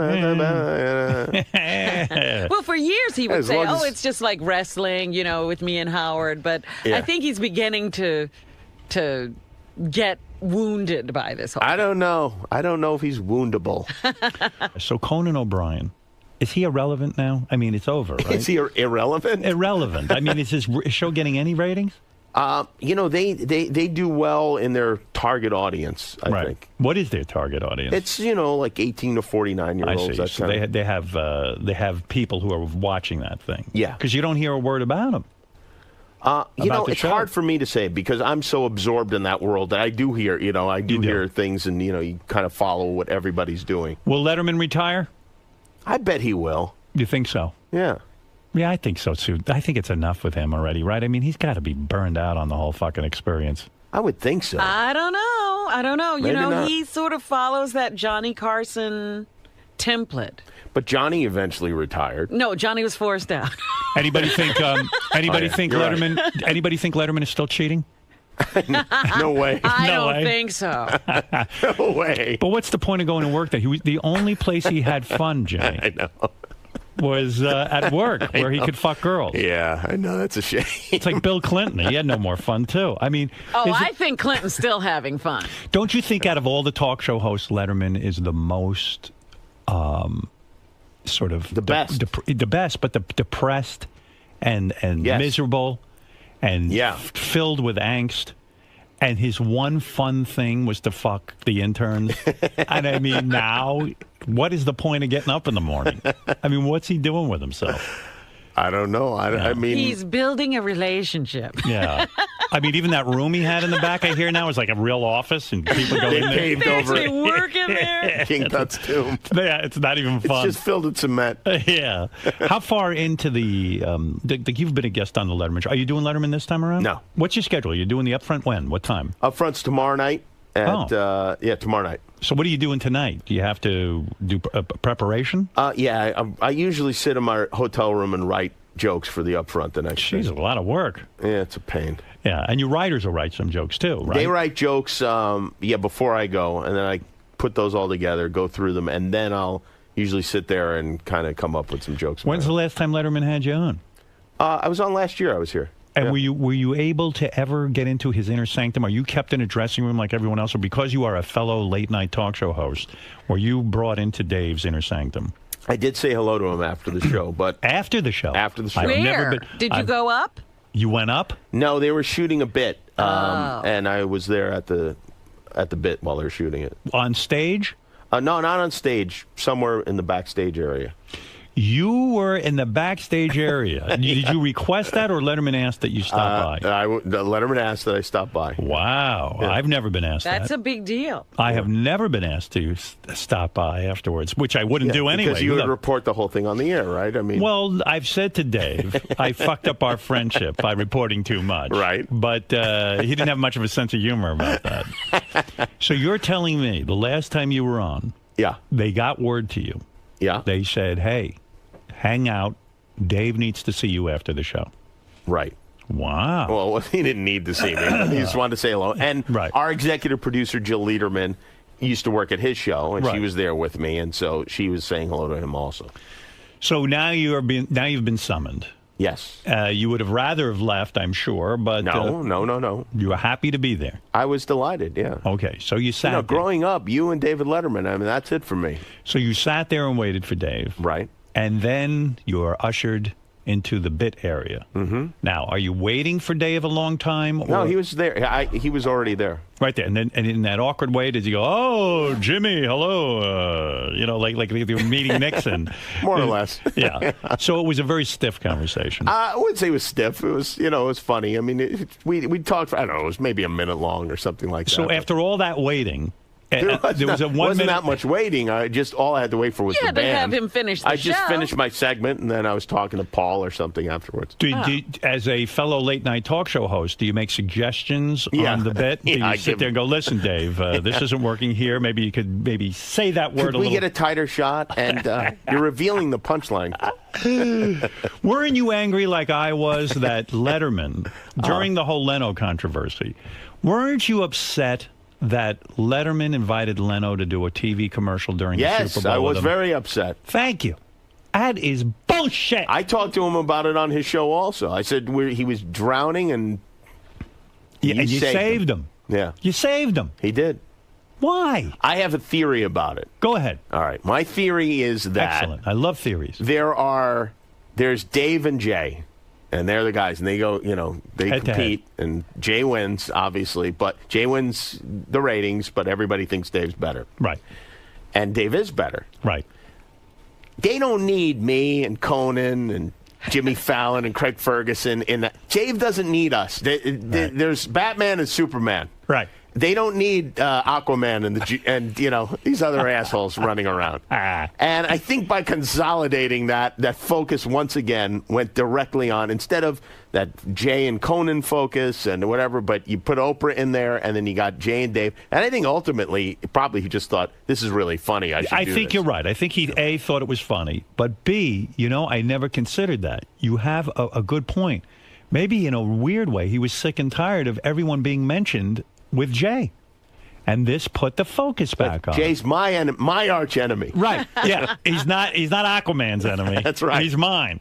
He might be an asshole, but he's my asshole. It's my asshole. Wow. Yeah. That's just my theory on it. That's a good one. But I have to say, I found out about it a little bit the day before the Super Bowl.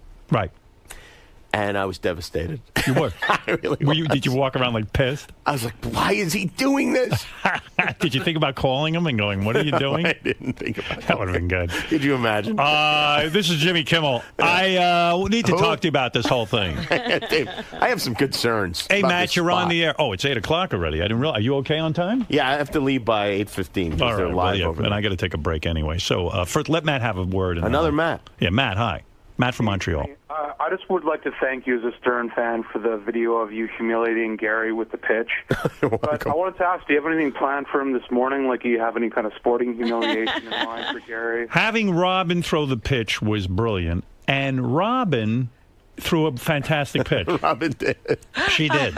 In heels. But do you realize I never throw a ball? I never throw a ball. Gary still says to me, he's bothered by you. Yeah, he really doesn't understand why you had to jump into the fray, so to speak. Here's the key misunderstanding that Gary has: is that Gary thinks that because I'm his friend, I wouldn't do that. But what Gary doesn't understand is I do terrible things to my friends all the time. But was that a almost terrible thing? Exclusively to my friends. I mean, really, that is what I do. I gotta say that's better because I thought the next line was going to be because I'm not really Gary's friend. I have a theory on that.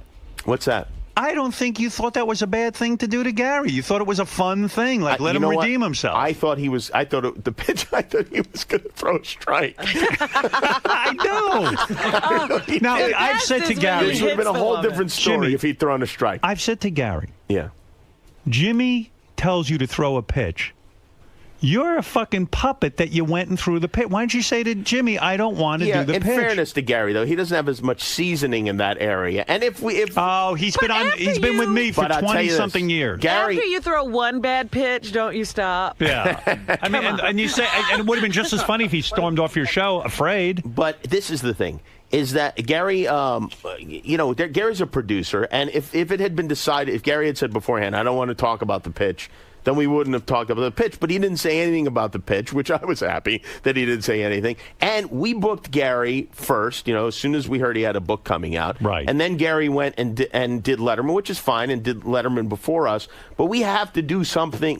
We get these guests after the other guy gets them. Right. I feel like we have to do something different, Were you concerned that after he threw the pitch, he actually hit an audience member in the head? Were you concerned about lawsuits or anything? That's interesting, but it was a safety ball. It wasn't a regular hard ball. So that's why I looked very callous, laughing as a woman got hit in the head with a baseball. But it was a softer version of a baseball. I see. Because when I saw it, I said, this is funny, but Jesus Christ, people are getting hit with a fucking ball in the head. Why is Jimmy in the audience? Why is Jimmy laughing? Jimmy, it's funny to you because it's effortless for you to throw a ball like that from that distance, right? And as a man, you grew up playing ball. Well, even throwing it back to Gary, you see this ease, this naturalness, right? That just happens. The ball just leaves his hand. What is it wrong with Gary that he can't throw that pitch? I mean, Robin did it. I don't think it has anything to do with Gary's athletic ability. I think it has to do with God has a sense of humor, and as long as there's a camera on Gary, he's never going to be able to throw a ball straight. All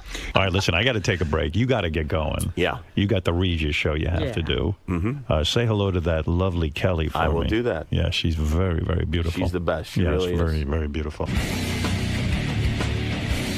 Is the Bowie feud, is it finally over? I mean, did you explain it well enough where Gary's just... I hope so. It's up to Gary, really. I mean, there's never any bad... I'm the one, I guess, who did the deed, so hopefully, I don't know, we'll find out from Gary, I guess. I hope it is. I pray that it is. But from your side, you didn't really do anything wrong. You didn't throw him under the bus. He had every option available to not throw the pitch. And I don't necessarily agree with that assessment. I think he felt, he would have looked stupid if he decided not to throw the pitch. But what's done is done, and that is that. Thanks, Jimmy. Take care. Good seeing you, man. You're such a huge Ronnie fan. I love Ronnie. Excuse me. Lisa, we got to talk about your stories. Let's walk here for a second. They're starting to become too trivial. Gary, with Jimmy's visit today and also revisiting the pitch and all of that, does that bring back or conjure up any thoughts of, just anger? I guess it appears to be a much bigger deal to everyone else than it is to me and Jimmy. I mean, we sort of worked it out. We've been talking pretty consistently on email, and I think I spoke to him maybe once on the phone. So it's just, we talked about it on the air so that people on the air could hear how we felt about it, but it's not like a big issue. It's not like, oh my God, Jimmy's coming in today. What am I going to do?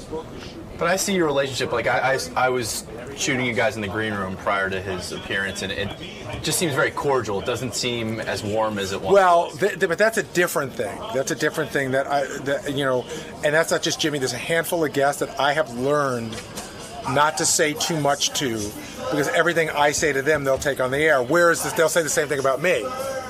But I get nervous talking to Jimmy because if you like anything else, I could spend too much time in there, and then Jimmy could walk in, and go, oh my God, Gary never shuts up. I had to hear the whole fucking story of his life. So I sort of lay low. So it's a tact because you know how well he's aware of the nuances Listen, of the show. Jay Thomas is the same thing. There's Adam Carolla a little bit, not as much. He's pretty cool. But there's a couple of guys that will, sometimes you're thinking of material for the show, and I'm the last person they spoke to before they walked in. So, let me goof on Gary. So I tend to sort of lay back now. So it has nothing to do with any type of resentment or any layover. No, not at all. You both have moved past this part of your life. Yeah, I just don't want to be the butt of Jimmy's joke again. Right.